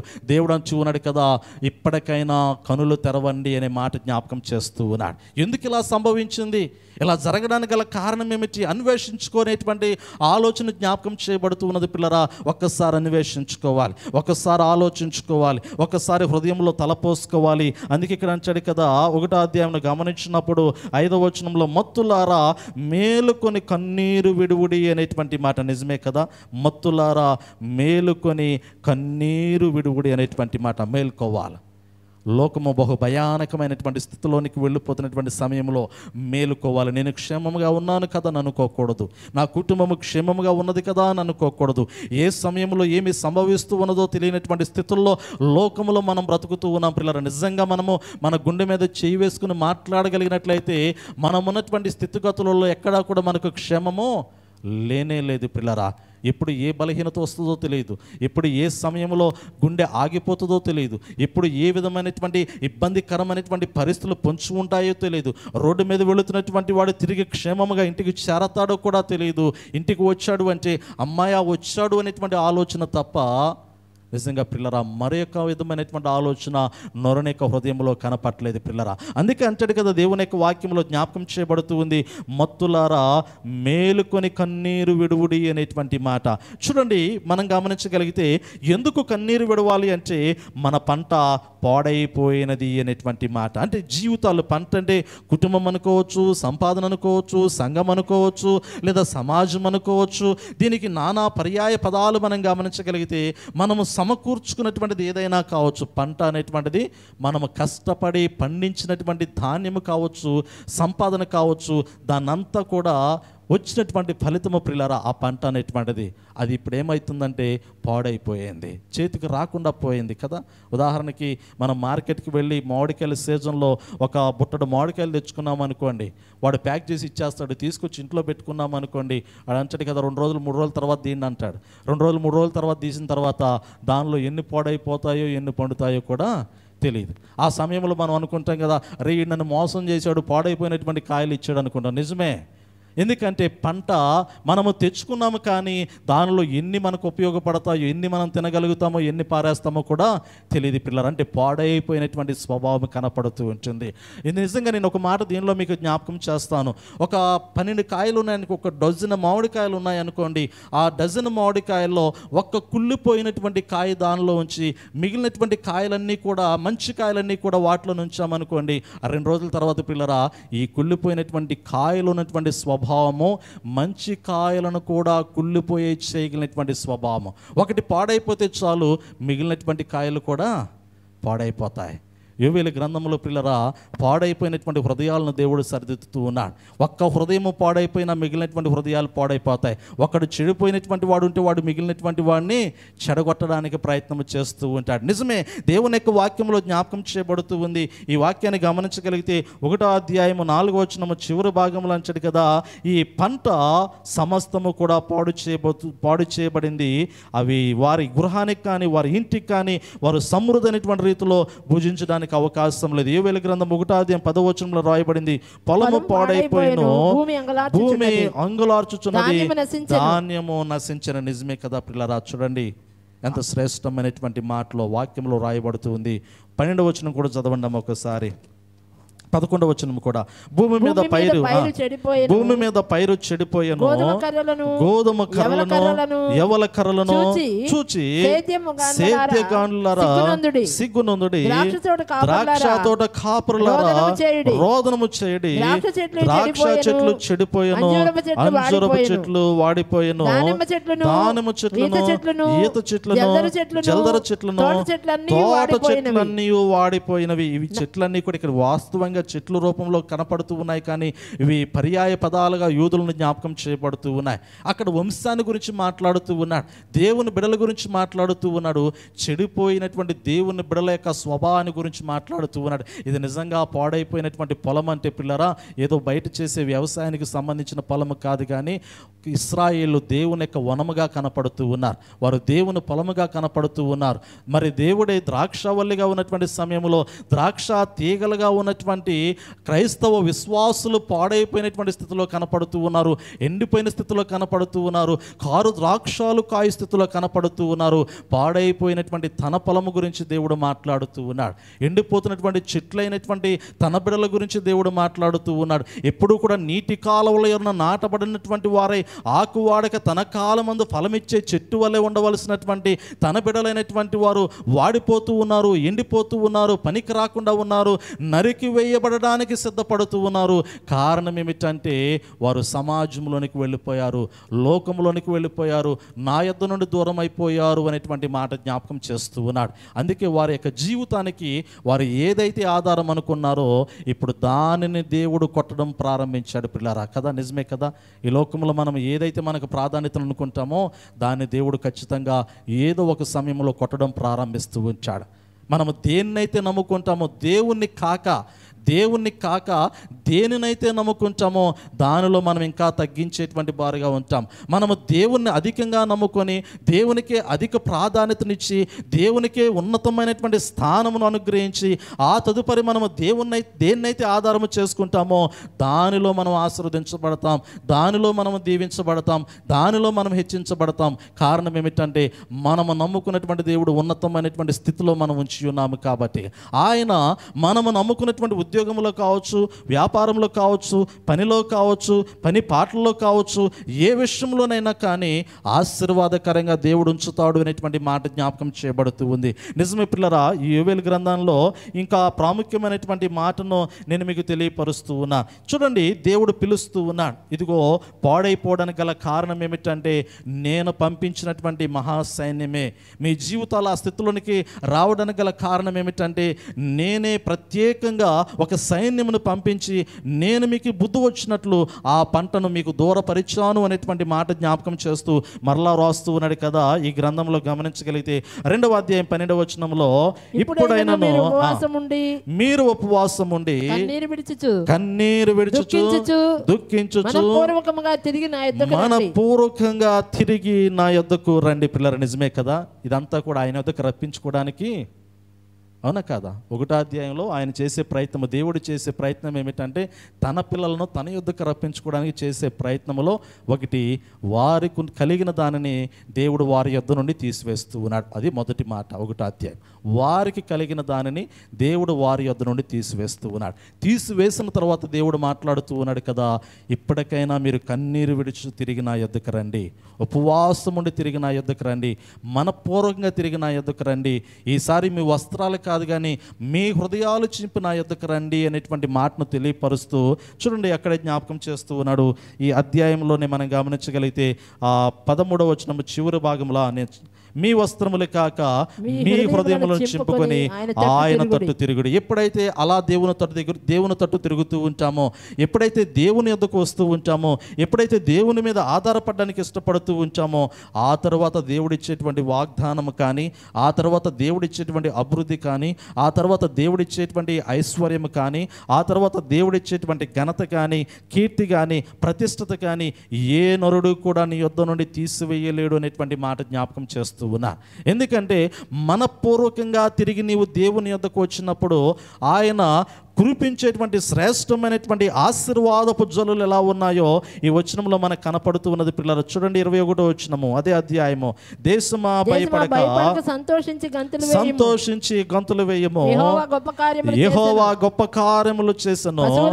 పశువులారా భయపడుకుడి, గడ్డి బీలలో పచ్చిక మొలుచును, చెట్లు ఫలించును, అంజూరపు చెట్లను ద్రాక్ష చెట్లు సమృద్ధిగా ఫలించిన. పిల్లల వాక్యంలో జ్ఞాపకం చేయబడుతూ ఉంది. వాటిని ఎండిపోయేటట్లు చేసినటువంటి వాడు ఆయనే. మరలా సమృద్ధైనటువంటి ఫలములను వాటి నుంచి కాయించిన వాడు కూడా ఆయనే కదా. ఎంత గొప్ప దేవుడో, ఎంత గొప్ప దేవుడో. ఈరోజు ఈ చేత్తో కష్టపడినటువంటి సంపాదన ఎలా పోతుందో తెలియదు, కానీ ఒకవేళ దేవుని తట్టు తిరిగినప్పుడు, ఆయన ఎదుకు వచ్చినప్పుడు మరలా సంపాదించినటువంటి సంపాదన, అనగా పోగొట్టుకున్నటువంటి సంపాదన, నువ్వు సంపాదించావు, పోగొట్టుకున్నావు, పోగొట్టుకున్న దానిని అంతటినీ కూడా మరలా దేవుడు రెండంతలుగా ఇవ్వబోతూ ఉన్నాడు. నిజమే, దేవుని యొక్క వాక్యంలో ఆ యోవేలు గ్రంథంలో జ్ఞాపకం చేయబడుతూ ఉంది. నీవు దేన్నైతే కోల్పోయావో, నీవు దేన్నైతే స్వాధీనపరుచుకోలేదో, నీవు దేనికైతే దూరం అయిపోయావో, ఏదైతే నీ జీవితంలో జరగాలని పొందుకోవాలని ఆశించి పొందుకోలేకపోయావో, దేవుడు దాన్ని నీకు సమృద్ధిగా రెండంతలుగా ఇవ్వబోతూ ఉన్నాడు. దేవుని యొక్క వాక్యంలో జ్ఞాపకం చేయబడుతూ ఉన్నది. పిల్లలు చూడండి ఎంత చక్కటి మాట. మరలా సమృద్ధి అయినటువంటి పంట ఆ యొక్క చెట్లకి దేవుడిచ్చినట్లుగా చూడగలుగుతూ ఉన్నాం. అనగా ఆ యొక్క యోధా సంతతికి దేవుడు అనుగ్రహించినట్లుగా మనం చూడగలుగుతూ ఉన్నాం. ఆ సమృద్ధి ఎలా వచ్చిందంటే, వారు కన్నీరు విడుచుచు దేవుని యొద్దకు వచ్చినప్పుడు, వారు ఉపవాసం ఉండి దేవుని యొద్దకు వచ్చినప్పుడు, వారు ఈసారి వస్త్రములు కాక హృదయములను చింపుకొని మనపూర్వకంగా తిరిగి దేవుని యొద్దకు వచ్చినప్పుడు వారు సమృద్ధిగా దీవించబడినట్లుగా మనం చూడగలుగుతూ ఉన్నాం. నిజమే కదా. ఒకని కష్టార్జితం వలన ఆశీర్వాదం ఎక్కువ కాలేదు, కానీ దేవుని యొక్క కృప, దేవుని ఆశీర్వాదము ఒకని జీవితాన్ని హెచ్చిస్తూ ఉన్నట్లుగా మనం చూడగలుగుతూ ఉన్నాం. ఈరోజు మనము గొప్పవారిగా ఉండాలి అని చెప్పిలరా ఆశ ఉంటుంది, ఆలోచన ఉంటుంది, కానీ దాన్ని పొందుకునే విధానంలోనే వ్యత్యాసం ఉంది. చాలామంది కలలుగాంచారు కదా గొప్పవారు కావాలని. నిజమే, మొన్న జ్ఞాపకం చేశాను, ఆ కలలు కనాలి, వాటిని సాకారం చేసుకోవాలి కదా. కలలు కనాలి, వాటిని సాకారం చేసుకోవాలి. ఏదో కలకని నేను కలగన్నానులేని ఆ ఉప్పొంగిపోయేటువంటి పరిస్థితి ఉండకూడదు, సాకారం చేసుకోవాలి. ఎవరు ఈ మాట చెప్పింది? మొన్నే చెప్పాను, మర్చిపోయాను మరలా. అబ్దుల్ కలాం గారు కదా. అంటే ఈ మాట కలల కనాలి, వాటిని సాకారం చేసుకోవాలని అబ్దుల్ కలాం గారు అన్న మాట కదా, గొప్ప మాట. ఈరోజు మనము ఎన్నో గుర్తు చేసుకుంటాం, ఎన్నో ఆలోచనలు కలిగి ఉంటాం, కానీ ఒక్క అడుగు కూడా వేయటానికి ఇష్టపడాం. నిజమే పిల్లరా, వాక్యంలో జ్ఞాపకం చేయబడుతుంది, నిజమైనటువంటి అభివృద్ధి, నిజమైనటువంటి ఆశీర్వాదము, నిజమైనటువంటి కీర్తి, నిజమైనటువంటి ఘనత, నిజమైనటువంటి ఉన్నతమైనటువంటి ఆధిక్యత దేవుని యొద్ద నీకున్నప్పుడు నీవు దేవుని కాదనుకుని దేవుని ఇంటిలో కాక మరొక స్థలంలో నిలబడి నీవు కీర్తి కొరకు ఎదురు చూస్తున్నావు, ఘనత కొరకు ఎదురు చూస్తున్నావు, ఐశ్వర్యం కొరకు ఎదురు చూస్తున్నావు, నీ ఉన్నతమైనటువంటి స్థితి కొరకు నువ్వు ఎదురు చూస్తూ ఉన్నావు. కానీ దేవుడు అంటాడు కదా, విరిగి నలిగినటువంటి హృదయముతో నా యొద్దకు వచ్చినప్పుడే కదా నీకు అది దొరికేదనే మాట దేవుడు జ్ఞాపకం చేస్తూ ఉన్నాడు. అందుకే అంటాను కదా, పడిపోయినటువంటి స్థితిలో నుండి లేవనెత్తబడాలా. జీవితం అనేది మరలా ఆ పునరుద్ధాన అనుభవంలోనికి మరి ఆ వెళ్ళటానికి అవసరమైనటువంటి స్థితిలోనికి నడిపించబడాలి అనేటువంటి మాట జ్ఞాపకం చేస్తూ ఉన్నాను పిల్లరా. అందుకే యోవేలు గ్రంథంలో రాయబడుతున్నటువంటి మాటను గమనించగలిగితే ఈ వాక్యంలో మనకి తెలియపరచబడుతున్నటువంటి మాట, మరలా సమృద్ధి అనేటువంటి ఆ పంటను నేను మీకు ఇస్తానని దేవుడు వాగ్దానం చేస్తూ ఇంకొక మాట కూడా జ్ఞాపకం చేస్తూ ఉన్నాడు పిల్లరా. 28వ వచనం చదవండి ఒక్కసారి. యోవేలు గ్రంథం 2వ అధ్యాయము 28వ వచనము. తరువాత నేను సర్వజనుల మీద నా ఆత్మను కుమ్మరింతును, మీ కుమారులను మీ కుమార్తెలను ప్రవచనములు చెప్పుదురు, మీ ముసలివారు కలలగందురు, మీ యవ్వనములు దర్శనములు చూతురు. నిజమే పిల్లరా, దేవుని యొక్క వాక్యంలో జ్ఞాపకం చేయబడుతున్నటువంటి ఈ ప్రాముఖ్యమైనటువంటి సంగతిని గమనించగలిగితే, ఒకటి భౌతికంగా నీవు దీవించబడతావు, రెండోది ఆత్మీయ జీవితంలో కూడా దేవునిలో నువ్వెంతగానో ఆనందిస్తావు. ఇక్కడ రెండు విషయాలు కనపడుతూ ఉన్నాయి. పై వచనాలు గమనించినప్పుడు భౌతిక పరమైనటువంటి ఆశీర్వాదకరమైనటువంటి స్థితిగతులు కనపడుతూ ఉన్నాయి. 28వ వచనంలో గమనించినప్పుడు పరసంబంధమైనటువంటి ఆత్మీయ స్థితిగతి కనపడుతూ ఉంది. పరమ నుండి దేవుడు తన యొక్క ఆత్మను కొమ్మరిస్తూ ఉన్నాడు. క్రొత్త నిబంధన కాలంలో ఆది అపోస్తలులు అయినటువంటి వారు ఏక మనస్సు కలిగినటువంటి వారై, ఏకాత్మ కలిగినటువంటి వారై, పరిశుద్ధ ఆత్మ కొరకు కనిపెట్టుకునేటువంటి సమయంలో దేవుని యొక్క ఆత్మ ఆకాశం నుండి అగ్ని జ్వాలల వలె వారి మీదకి దిగి వచ్చినప్పుడు వారు బలవంతులుగా, శక్తివంతులుగా కనపడినట్లుగా గమనించగలుగుతూ ఉన్నాం. వారిని శక్తి కమ్ముకుంది, వారిని శక్తి ఆవరించింది. ఆ శక్తి ఎలాంటిదంటే బలహీనమైనటువంటి స్వభావం కలిగినటువంటిది కాదు, కానీ బలమైనటువంటి స్వభావముతో స్థిరత్వములో దేవుని సన్నిధిలో నిలబడగలిగినటువంటి శక్తిని, ఆ శక్తి వారిని కమ్ముకున్నట్లుగా మనం చూడగలుగుతూ ఉన్నాం. ఒకటి భౌతికంగా నీవు దీవించబడాలి, రెండోది ఆత్మీయంగా కూడా దేవునిలో బలమైనటువంటి బిడ్డగా నీవు నిలబడాలి. ఈరోజు చాలామంది భౌతికంగా నిలబడడానికి ఇష్టపడుతూ ఉన్నారు, ఆత్మీయంగా నిలబడడానికి ఇష్టపడలేకపోతూ ఉన్నారు. నువ్వు మొట్టమొదటిగా దేవునిలో, దేవుని ఆత్మలో నువ్వు బలమైనటువంటి రీతిలో నిలబడగలిగినట్లయితే నీలో ఉన్నటువంటి ఆత్మ సమాజంలో నిన్ను ఉన్నతమైనటువంటి స్థితిలో నిలబెట్టగలదు అనేటువంటి మాటను ఈ సమయంలో నేను మీకు జ్ఞాపకం చేస్తూ ఉన్నాను పిల్లలు. అందుకే అంటున్నాను కదా, తిరిగి రమ్మని దేవుడు జ్ఞాపకం చేస్తూ ఉన్నాడు. పడిపోయినటువంటి స్థితిలో ఉన్నటువంటి వారిని తిరిగి మరలా మిమ్మల్ని మీరు లేవనెత్తుకమని దేవుడు జ్ఞాపకం చేస్తున్నాడు. మహిమగల రాజు ప్రవేశించినటువంటి సమయంలో పురాతనమైనటువంటి తలుపులారా కదా మిమ్మల్ని మీరు లేవనెత్తుకున్నాడు అంటాడు. మహిమగల రాజు ప్రవేశిస్తూ ఉన్నాడు, కీర్తనలో జ్ఞాపకం చేయబడుతుంది. ఆయన మీ మధ్యలోనికి వచ్చినటువంటి సమయంలో ఇదిగో పడిపోయినటువంటి స్థితిలో ఉన్నటువంటి మీరు మిమ్మల్ని మీరు లేవనెత్తుకునుడి, ప్రభుతో కలిసి ఆయన్ని మహిమపరచుటకు ఆయన సన్నిధిలో నిలవబడుడి అనేటువంటి మాట జ్ఞాపకం చేయబడుతూ ఉంది. నిజమే కదా. ఉదాహరణకు ఒక మాట జ్ఞాపకం చేస్తాను. పరిశుద్ధ గ్రంథంలో మనందరికీ తెలిసినటువంటి మాట పిల్లరా, ఒక తప్పిపోయినటువంటి కుమారుని యొక్క జీవితాన్ని మనం గమనించగలిగినట్లయితే ఆ యొక్క లేఖన భాగాల్లో ఆ తప్పిపోయినటువంటి కుమారుని యొక్క స్థితిగతులు మనకు కనపడుతూ ఉంటాయి. లూకాసు సువార్త 15వ అధ్యాయము 11వ వచనము నుండి పిల్లరా 32వ వచనం వరకు లేఖన భాగం అంతా కూడా లోకములనికి తప్పిపోయినటువంటి స్థితిలో వెళ్ళిపోయినటువంటి కుమారుడు కనపడుతూ ఉన్నాడు. నిజమే కదా, లోకాన్ని ప్రేమించినటువంటి వాడు, లోకములో సంతోషాన్ని కోరుకున్నటువంటి వాడు, లోకములోనే నిజమైనటువంటి ఆనందము కలదు అని ఆలోచించినటువంటి వాడు తనకున్నటువంటి ధనాన్ని ఆధారము చేసుకుని లోకములోనికి వెళ్ళిపోయినటువంటి కుమారుని యొక్క జీవితం కనపడుతూ ఉంది. పిల్లరా, లోకము పడిపోయినటువంటి పాపపు స్థితికి సాదృశ్యంగా ఉంది. నిజమే కదా, ఈ కుమారుడు తండ్రి యొద్ద ఉన్నంత వరకు కూడా అతని యొక్క పరిస్థితి గురించి జ్ఞాపకం చేయబడలేదు. ఇద్దరు కుమారులు తండ్రి దగ్గర ఉన్నంత వరకు కూడా క్షేమంగానే ఉన్నాడు. తండ్రి యొద్ద నుండి తనకు రావలసినటువంటి ధనాన్ని తీసుకుని లోకములోనికి వెళ్ళిపోయిన తరువాతే అతని యొక్క స్థితి ఏమిటో బయటపడుతూ ఉంది. అతడు వ్యాపారం చేస్తూ ఉన్నాడు కదా, అతడు అనేకమైనటువంటి వ్యసనాలకి గురవుతూ ఉన్నాడు. తన యొద్ద ఉన్నటువంటి ధనాన్ని నమ్ముకొని దాన్నంతటినీ కూడా ఒక్కొక్కటిగా ఖర్చు చేయడం ప్రారంభిస్తూ ఉన్నాడు. పిల్లరా, ఏదో ఒక సమయంలో తన యొద్దనున్నది తనని విడిచి వెళ్ళిపోయేటువంటి పరిస్థితి ఉంది. అవునా కాదా? ధనాన్ని నమ్ముకున్నటువంటి వాడు ధనాన్ని పోగొట్టుకోవాలి, లేదా ధనాన్ని విడిచైనా అతడన్నా లోకాన్ని విడిచి వెళ్ళిపోవాలి. ఈ లోకంలో ఎవరూ శాశ్వతం కాదు. ఈరోజు ధనాన్ని నమ్ముకుని ధనం కొరకు బ్రతుకుతున్నటువంటి వాడు, నా ప్రాణమా తిను త్రాగు సుఖించు అని అనుకున్నటువంటి వ్యక్తి దేవుడు మాట్లాడుతూ ఉన్నాడు. ఓరి వెర్రివాడా, ఈ రాత్రికాల సమయంలోనే నేను నీ ప్రాణం అడిగితే నీవు సంపాదించినటువంటి సంపాదన ఎవరివగును అనేటువంటి మాట, నీవు దాన్ని నమ్ముకుంటూ ఉన్నావు, దాని మీద ఆధారపడుతూ ఉన్నావు. ఒకవేళ ఈ రాత్రికాల సమయంలోనే నేను నిన్ను పిలిస్తే నీ దగ్గర ఉన్నది ఏది కూడా నీతో రాదు కదా, అవి ఎవరు అవుతాయో కూడా నీకు తెలియదు అనేటువంటి ఒక మాట జ్ఞాపకం చేయబడుతూ ఉంది. నిజమే కదా, తప్పిపోయినటువంటి కుమారుని యొక్క జీవితాన్ని గమనించగలిగితే అతడు సర్వము కోల్పోయిన తరువాత, తన దగ్గర ఉన్నటువంటి సమస్త ఆ సంపద అంతా కూడా కోల్పోయిన తరువాత చివరికి పందులు తినేటువంటి పొట్టు తిని బ్రతకాలి అనేటువంటి ఆలోచనలోనికి వచ్చిన తరువాత తన యొక్క నిర్ణయాన్ని మరలా మార్చుకొని అంటూ ఉన్నాడు కదా, నేను నా తండ్రి యొద్దకు వెళతాను. ఈసారి నేను కుమారునిగా కాదు కానీ నా తండ్రి యొద్ద ఎంతోమంది పనివారు ఉన్నారు, పనివారిలో ఒక పనివాడుగానైనా నాకు అవకాశం దొరకపోద్దా అనేటువంటి ఆలోచన కదా. ఇంట్లో నుంచి బయటకు వెళ్ళినప్పుడు కుమారుడిని కాదనుకుని వెళ్ళిపోయాడు, తండ్రిని కాదనుకొని కుమారుడిగా బయటికి వెళ్ళిపోయాడు.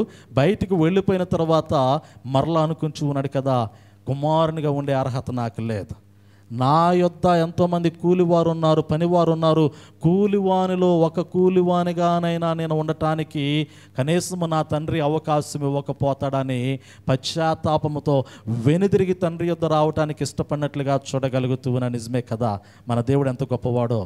కానీ అక్కడ దాకా మనం తెచ్చుకోకూడదు. అన్నీ పోగొట్టుకున్న తర్వాత దేవుని దగ్గరికి రావాలని అనుకోకూడదు. పిల్లరా, మనం ఏ స్థితిలో ఉన్నా ఆ స్థితిలో దేవునితో ఉండటానికి ఇష్టపడాలి. దేవుడు ఈరోజు మనకి ఏ స్థితి ఇచ్చాడో ఆ స్థితిలో దేవుని దగ్గర నమ్మకంగా ఉంటే ఇంకా నీవు దీవించబడతావు, ఇంకా నువ్వు ఆశీర్వదించబడతావు.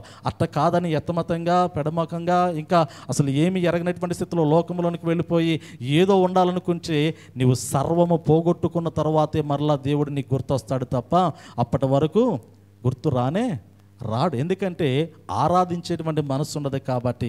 చిన్న కుమారుని విషయంలో ఇదే జ్ఞాపకం చేయబడుతూ ఉంది.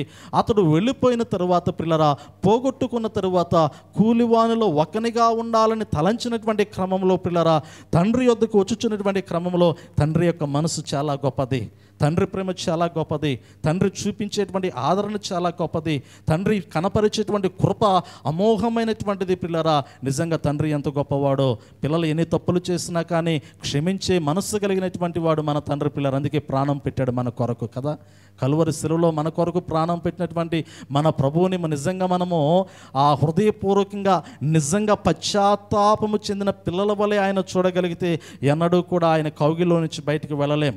కానీ ఆ యొక్క పశ్చాత్తాప హృదయము లేనటువంటి వారే మరి ఆ యొక్క దేవుణ్ణి క్షుణ్ణంగా పరిపూర్ణంగా హృదయపూర్వకంగా ఎరగలేనటువంటి వారే తన కొరకు అనగా మన కొరకు ప్రాణం పెట్టినటువంటి ప్రభువును విడిచి బయట ఉండటానికి ఇష్టపడుతూ ఉంటారు. ఏదో ఒక సమయంలో ప్రభువును గుర్తు చేసుకుంటూ ఉంటారు కదా. అవునా కాదా?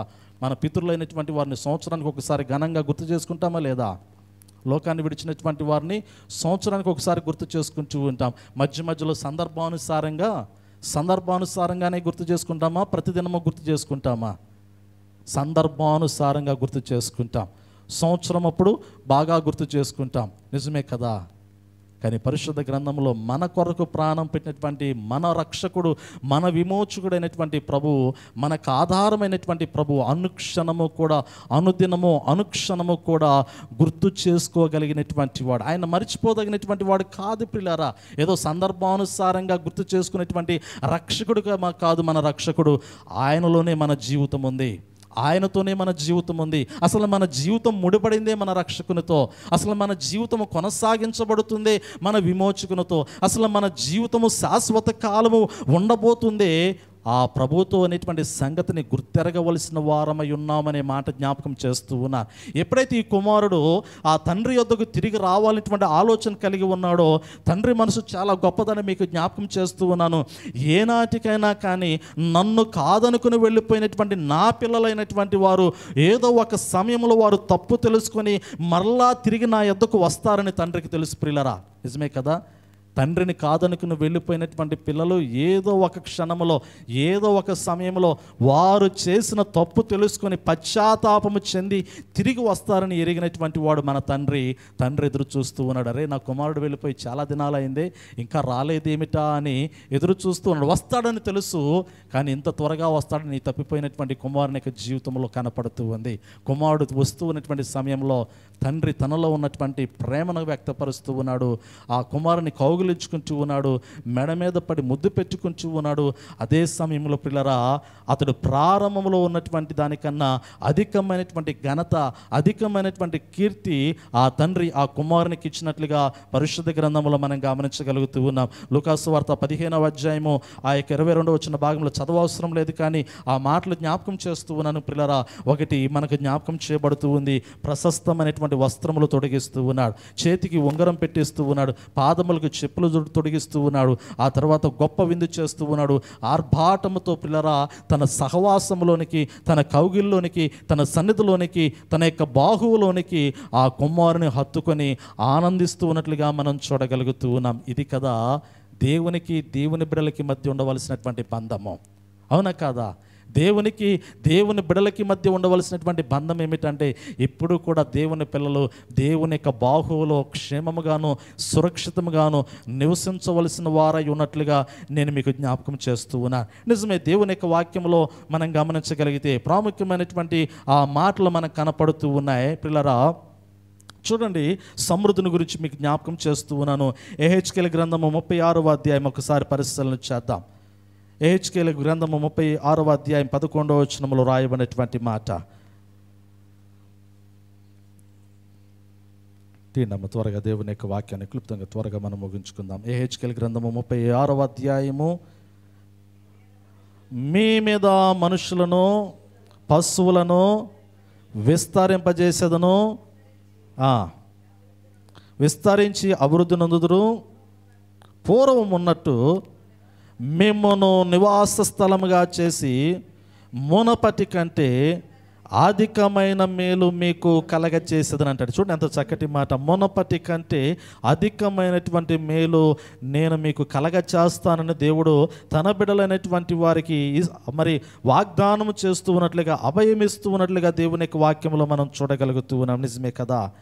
అభివృద్ధి, ఆశీర్వాదము గడిచిన దినాల్లో ఉన్నటువంటి స్థితిగతుల కన్నా ఇంకా ఉన్నతమైనటువంటి అభివృద్ధితో కూడినటువంటి స్థితిగతులను దేవుడు ఇవ్వబోతూ ఉన్నట్లుగా దేవుని యొక్క వాక్యంలో గమనించగలుగుతూ ఉన్నాం. ఇవి దేవుని యొద్దకు తిరిగి వచ్చినప్పుడు సాధ్యమవుతూ ఉన్నాయి. ఒక తప్పిపోయినటువంటి కుమారుడు తిరిగి వచ్చినప్పుడు ఎలా ఒక గొప్పగా ప్రశస్తమైనటువంటి వస్త్రములు ధరించుకుంటూ ఉన్నాడో, చేతికి ఉంగరం పెట్టబడుతూ ఉందో, పాదములకు పాదరక్షకులు తొడిగించబడుతూ ఉన్నాయో, గొప్ప విందు దేవుని యొద్ద నుండి చేయబడుతూ ఉందో, అలా దేవుని యొద్దకు తిరిగి వచ్చినటువంటి వారి విషయములలో దేవుడు సమృద్ధి అయినటువంటి ఆశీర్వాదాలు మేలులతో కూడా ఆ దేవుడు ఒక గొప్ప పరలోకములో ఆనందాన్ని వ్యక్తపరుస్తూ ఉన్నట్లుగా దేవుని యొక్క వాక్యములో నేను మీకు జ్ఞాపకం చేస్తూ ఉన్నాను పిల్లలు. నేను మీకు జ్ఞాపకం చేస్తూ ఉన్నాను. ఇదే గ్రంథం 37వ అధ్యాయం 9వ వచనాన్ని గమనించగలిగితే, గడిచిన ఆదివారం నేను మీకు జ్ఞాపకం చేసిన మాటలో అప్పుడు ఆయన నరపుత్రుడా జీవాత్మ వచ్చినట్లు ప్రవచించి ఇట్లనము, ప్రభువగు యెహోవా సెలవిచ్చినదేమనగా, జీవాత్మ నలుదిక్కుల నుండి వచ్చి హతులైన వీరు బ్రతుకున్నట్లు వారి మీద ఊపిరి విడువము. పిల్లల వాక్యంలో గడిచిన ఆదివారం మాట నేను మీకు జ్ఞాపకం చేశాను. ప్రవక్త ప్రవచనమెత్తి మాట్లాడినటువంటి సమయంలో నలుదిక్కుల నుండి దేవుని యొక్క జీవాత్మ వచ్చి వారి మీదకి దిగి వచ్చినప్పుడు, వారిలోనికి ప్రవేశించినప్పుడు వారు బ్రతికినట్లుగా, మరి జీవించినట్లుగా, సజీవులై లెక్కించలేనటువంటి సమహాసైన్యముగా నిలబడినట్లుగా దేవుని యొక్క వాక్యంలో జ్ఞాపకం చేయబడుతూ ఉంది. నిజమే కదా? యోవేలు గ్రంథంలో 2వ అధ్యాయంలో 25వ వచనం 28వ వచనంలో సర్వజనుల మీద కూడా దేవుడు తన ఆత్మను కుమ్మరించినప్పుడు దేవుని యొక్క ఆత్మ కలిగినటువంటి వారందరూ కూడా పరలోక పట్టణంలో సజీవులుగా క్రీస్తు రక్తంలో తెల్లని వస్త్రముల వలె, ఆయన రక్తంలో కడుక్కున్నటువంటి మరి తెల్లని వస్త్రములు ధరించినటువంటి వారే గొర్రెపిల్ల సింహాసనం ఎదుట నిలబడి ప్రభువుని స్తుతిస్తూ ఉన్నట్లుగా ప్రకటన గ్రంథంలో మనం చూడగలుగుతూ ఉన్నాం. దేవుని ఆత్మ కలిగినటువంటి వారు, జీవాత్మ చేత నడిపించబడుతున్నటువంటి వారు ఒకటి భౌతికంగానూ దీవించబడతారు, రెండోది ఆత్మీయంగాను ప్రభు ఎదుట, ప్రభు సన్నిధిలో నిత్యము నిరంతరము యుగయుగములు కూడా దేవుని నామాన్ని ఘనపరిచేటువంటి బిడ్డలుగా ఉంచారంట. ఇంకొక మాట నేను మీకు జ్ఞాపకం చేయడానికి ఇష్టపడుతూ ఉన్నాను. యోవేలు గ్రంథము 2వ అధ్యాయాన్ని జ్ఞాపకం చేశాను. యోవేలు గ్రంథము 3వ అధ్యాయంలో ఉన్నటువంటి మాట కూడా నేను మీకు తెలియపరచడానికి ఇష్టపడుతూ ఉన్నాను ఈ సమయంలో. ఈ 3 అధ్యాయాల్లో మొదటి అధ్యాయము చెప్పాలి. మొదటి అధ్యాయము యూదులైనటువంటి వారి యొక్క జీవితంలో దేవుడు అనుమతించినటువంటి తెగులు కనపడుతూ ఉన్నాయి. అంటే వారికి బుద్ధి తెప్పించినటువంటి విధానము. రెండోది మనం గమనించగలిగితే దేవుడు వారిని ఆహ్వానించినటువంటి విధానము 2వ అధ్యాయంలో కనపడుతూ ఉంది. 2వ అధ్యాయంలో ఇదిగో నేను మీ యొద్దనున్న దాన్ని తీసివేశాను, మీరు మరలా తిరిగి నా యొద్దకు వస్తే నేను తీసివేసిన దాన్ని మరలా రెండింతలు మీకు ఇవ్వబోతూ ఉన్నాను ఆశీర్వాదం అనేటువంటిది 2వ అధ్యాయంలో కనపడుతూ ఉంది. ఆశీర్వాదము, అభివృద్ధి కనపడుతూ ఉంది. 3వ అధ్యాయాన్ని గమనించగలిగితే అంటే 2వ అధ్యాయంలోనే ఒకటి ఆశీర్వాదం ఉంది, అభివృద్ధి ఉంది. మూడోది ఆత్మీయ నడిపింపు కూడా 2వ అధ్యాయంలో నా ఆత్మను మీ మీద కుమ్మరిస్తున్నాను అనేటువంటి మాట జ్ఞాపకం చేయబడింది. 3వ అధ్యాయాన్ని గమనించగలిగితే పిల్లరా, అభివృద్ధి చెందినటువంటి వాడు, ఆశీర్వదించబడినటువంటి వాడు, ఆత్మీయ ఫలములు కలిగి జీవించినటువంటి వాడు చివరికి తీర్పులోనికి తీసుకుని రాబడేటువంటి సమయంలో మరలా దేవుడు వారిని సమకూరుస్తూ ఉన్నాడు. పిల్లరా చూడండి, యోవేలు గ్రంథము 3వ అధ్యాయం 13వ వచనము. పైరు ముదిరినది కొడవల పెట్టి కోయుడి, గానుగ నిండి ఉన్నది, తొట్లు పొర్లి పారుచున్నవి, జనుల దోషము అత్యధికమాయను. మీరు దిగిరండి, తీర్పు తీర్చు లోయలో రావలసిన యెహోవా దినమే వచ్చి ఉన్నది. తీర్పుకై జనులు గుంపులు గుంపులుగా కూడి ఉన్నారు. పిల్లరా చూడండి, వాక్యము గమనించండి ఎంత శ్రేష్టమైనటువంటి మాట అంటే, పైరు ముదిరినది కొడవలు పెట్టి కోయిడి, గానుగా నిండినది, తొట్లు పొర్లి పారుచున్నవి. సమృద్ధి అనేటువంటి పంట వచ్చేసింది ఇప్పుడు కదా. మొదటి అధ్యాయంలో పంట తీసివేయబడింది, చెట్లు వాడిపోయాయి. 2వ అధ్యాయంలో మరలా సమృద్ధి అనేటువంటి పంట దేవుడిచ్చాడు, ద్రాక్ష తోటలు విరగకాశాయి, అసలు సమృద్ధి అనేటువంటి పంట వచ్చేసింది. 3వ అధ్యాయంలోనికి వచ్చిన తర్వాత పంట పక్వానికి వచ్చింది కదా. పక్వానికి వచ్చిన పంట పైరు పండిపోయింది, కోతకు వచ్చింది, కొడవలు పెట్టి కోయటమే, పొట్ట మీద ఉందన్నమాట. పొట్ట ఇంకా ఎక్కడ దాకా వచ్చిందంటే అటు భౌతికంగా ఎదిగారు, రెండోది ఆత్మీయంగా కూడా పరిపక్వతలోనికి వచ్చారు. కోత కోసేటువంటి సమయం వచ్చింది. కోత కోసేటువంటి సమయంలో ఎక్కడ అంటాడు కదా, తీర్పు తీర్చేటువంటి సమయాన్ని జ్ఞాపకం చేస్తూ ఉన్నాడు. ఇప్పుడు యెహెజ్కేలు గ్రంథము 37వ అధ్యాయంలో మనం గమనించాము, ఎండిపోయినటువంటి ఎముకలు ఉన్నటువంటి లోయ కనపడింది. ఆ లోయలో ఏమున్నాయంటే ఎండిపోయినటువంటి ఎముకలు ఉన్నాయి. దేవుడు అక్కడ జీవాత్మని ఇచ్చాడు. ఇప్పుడు తీర్పు కొరకు మరలా ఎక్కడ నిలబడ్డారు అంటే, తీర్పు కొరకు మరలా ఎక్కడ నిలబడ్డారు? లోయలో జనం సమకూర్చబడ్డారు. చూడండి, ఈ వచనాన్ని గమనించండి పిల్లరా, చక్కటి మాట ఇక్కడే మనకు రాయబడింది. 13వ వచనం మరలా చదువుదాం. పైరు ముదిరినది కొడవలు పెట్టి కోయడి, గానుగా నిండి ఉన్నది, తొట్లు పొర్లి పారుచున్నవి, జనుల దోషము అత్యధికమాయను. 2 ఉన్నాయి, అటు అభివృద్ధి ఉంది, ఆశీర్వాదం ఉంది. మూడోది పాపము కూడా విస్తరించింది. ఆ తర్వాత గమనించగలిగితే మీరు దిగిరండి, దేవుడు ఆహ్వానిస్తూ ఉన్నాడు. అంటే పైన తీర్పు తీర్చేటువంటి, తీర్పును గురించినటువంటి ఆహ్వానం అందుతుంది. మీరు దిగిరండి, తీర్పు తీర్చు లోయలో రావలసిన యెహోవా దినము వచ్చే ఉన్నది.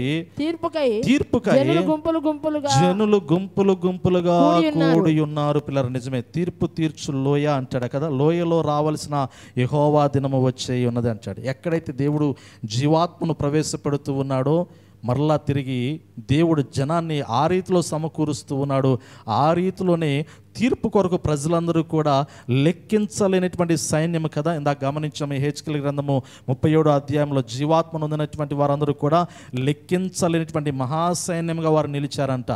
ఇక్కడ కూడా తీర్పు కొరకు జనులు గుంపులు గుంపులుగా కూడి వచ్చారు. ఇప్పుడు అంటారు కదా, తీర్పు సమయంలో వారు తీర్పు నొందుకోవడానికి ఇష్టపడుతూ ఉన్నారు. ఎప్పుడు తీర్పు అనేటువంటిది పంట పక్వానికి వచ్చేసింది, కోత కోసేటువంటి సమయం వచ్చింది. యోవేలు గ్రంథం 3వ అధ్యాయంలో రాకడకు సంబంధించినటువంటి మాట, సిద్ధపాటుకు సంబంధించినటువంటి మాట కూడా ఇక్కడ జ్ఞాపకం చేయబడుతూ ఉంది. పిల్లరా, ఒకవేళ మనము పక్వానికి వచ్చినటువంటి స్థితిలో ఉన్నామో లేదో పరిశీలన చేసుకోవాలి. దేవుడైతే కోత కోయడానికి సిద్ధపడ్డాడు. పండినటువంటి పక్వానికి వచ్చినటువంటి పంట కోయబడడానికి రెడీగా ఉంది. కానీ ఇప్పుడు మనము మరి ఆత్మీయ జీవితంలో మరి పరిపక్వత చెందినటువంటి వారుగా ఉండగలిగినట్టయితే సంతోషమే. దేవుని యొక్క కోతలో కొయ్యబడినటువంటి వారమై ఆయన యొక్క సన్నిధిలో, ఆయన సముఖంలో ఉండేటువంటి స్థితిలోనికి మనం వెళతాం.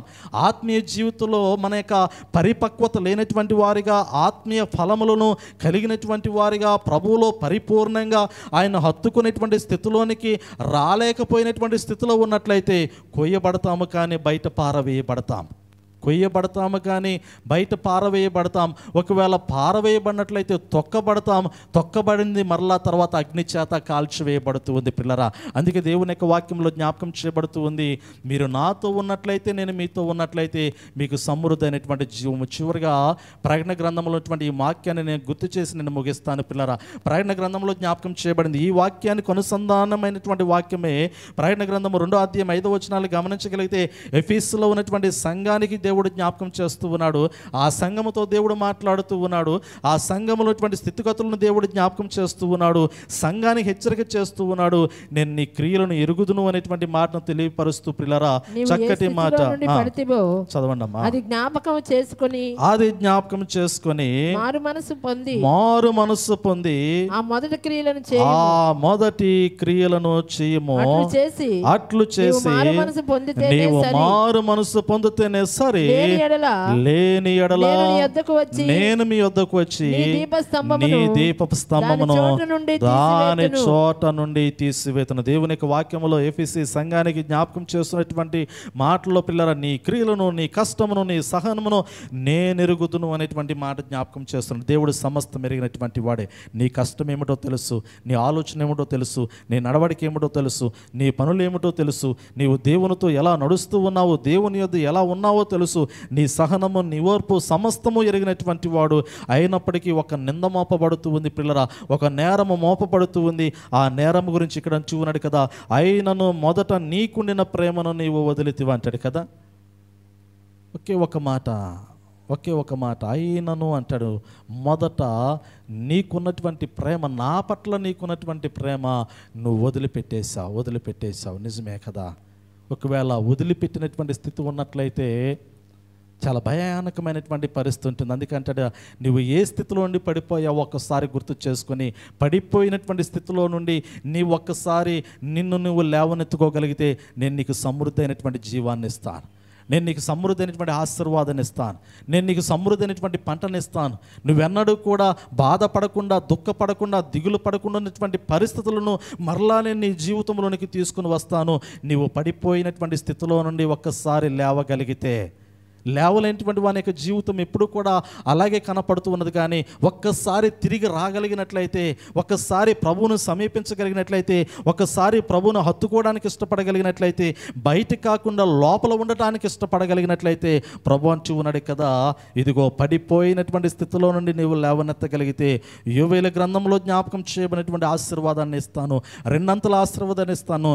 ఇదిగో కడవర వర్షాన్ని నీ మీద కుమ్మరిస్తాను, మునపటి కన్నా అధికమైనటువంటి మేలులు నీ జీవితంలో చేస్తానని చూన్నాడు. మొదటి వర్షం కన్నా కడవరి వర్షం ఇంకా అధికంగా ఉంటుందంట. పిల్లరా, మొదట నీకున్నటువంటి ప్రేమ కన్నా అధికమైనటువంటి ప్రేమ ఉంటుందంట. పిల్లరా, నిజమే కదా. నూతనంగా వివాహమైనటువంటి వధువురులను గమనించామనుకోండి, వారు చాలా ప్రేమగా ఉంటారు.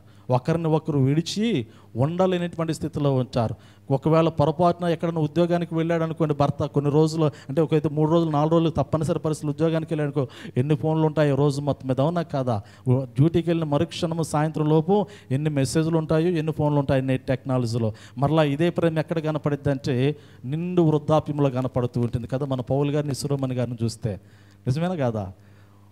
వారిద్దరే నిజంగా కనపడుతూ ఉంటారు. వారు ఒకరికి ఒకరు, నీకు నేను, నాకు నువ్వు అన్నట్లుగా అన్నమాట. మరలా ఆ యొక్క ప్రేమ పెళ్ళప్పుడు కనపడిద్ది, మధ్యలో ఉండదు. మధ్యలో మరలా అంత ప్రేమ పిల్లలు పడతారు కాబట్టి మరలా డైవర్ట్ అవుతూ ఉంటుంది, రకరకాలుగా ఉంటుంది కాబట్టి మరలా ప్రేమ చిగురించేటువంటి ఆ యొక్క సమయం ఏదైనా ఉందంటే ఈ పిల్లలు రెక్కలు చిగిరిపోయిన తర్వాత ఈ జంట పక్షులు ఒంటరిగా ఉన్నటువంటి సమయంలో కనపడేటువంటి ప్రేమ అన్నమాట కదా.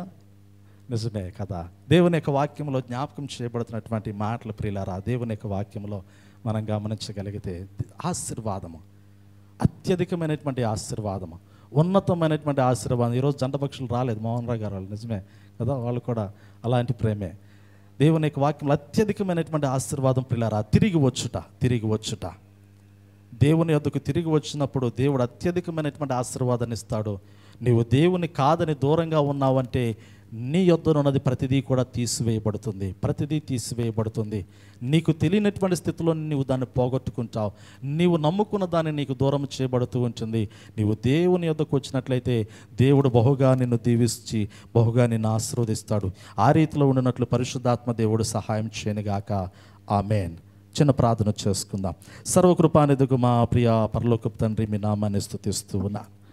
పరిశుద్ధ దినమందునైనా మీ శ్రేష్టమైనటువంటి స్వరాన్ని మాకు అనుగ్రహించి ఉన్నారు. పునరుద్ధరణ, పోగొట్టుకున్న దానిని మరలా తిరిగినైనా మీరు రెండంతలుగా ఇవ్వబోతూ ఉన్నట్లుగా యోవేలు గ్రంథంలోనైనా ప్రవక్త ద్వారా యూదా జనాంగమునకు సర్వమానవాళికి మీరు తెలియపరిచారయ్యా.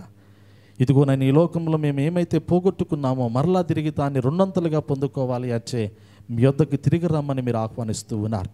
కన్నీరు కార్చుచు పశ్చాత్తాపముతో ప్రార్థించమని జ్ఞాపకం చేస్తూ ఉన్నారు.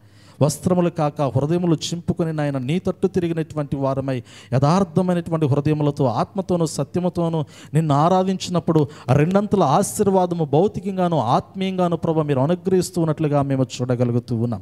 మునపటి మేలుల కంటే ఇదిగోనైనా ఇంకా అధికమైనటువంటి మేలులు మీరు చేస్తారని లేఖనాల్లోనైనా వాగ్దానము చేసిన నిబిడలను మీరు దీవించినట్లుగా మేము చూడగలుగుతూ ఉన్నాం. వాక్యమైనటువంటి వారందరికీ కూడా నాయన గడిచిన దినాల్లో పొందుకున్నటువంటి మేలుల కన్నా, గడిచిన దినాల్లో పొందుకున్నటువంటి ఆశీర్వాదాల కన్నా ఇంకా అత్యధికమైనటువంటి మేలులు, ఇంకా అత్యధికమైనటువంటి ఆశీర్వాదాలు నాయన మిమ్మల్ని హత్తుకుని మీ సన్నిధిలో పొందుకున్నట్లు మీ పరిశుద్ధాత్మని యొక్క ప్రసన్నతను మెండుగా అనుగ్రహించి నడిపించమని యేసు క్రీస్తు నామములో అడిగి వేడుకొనుచున్నాము తండ్రి. ఆమేన్.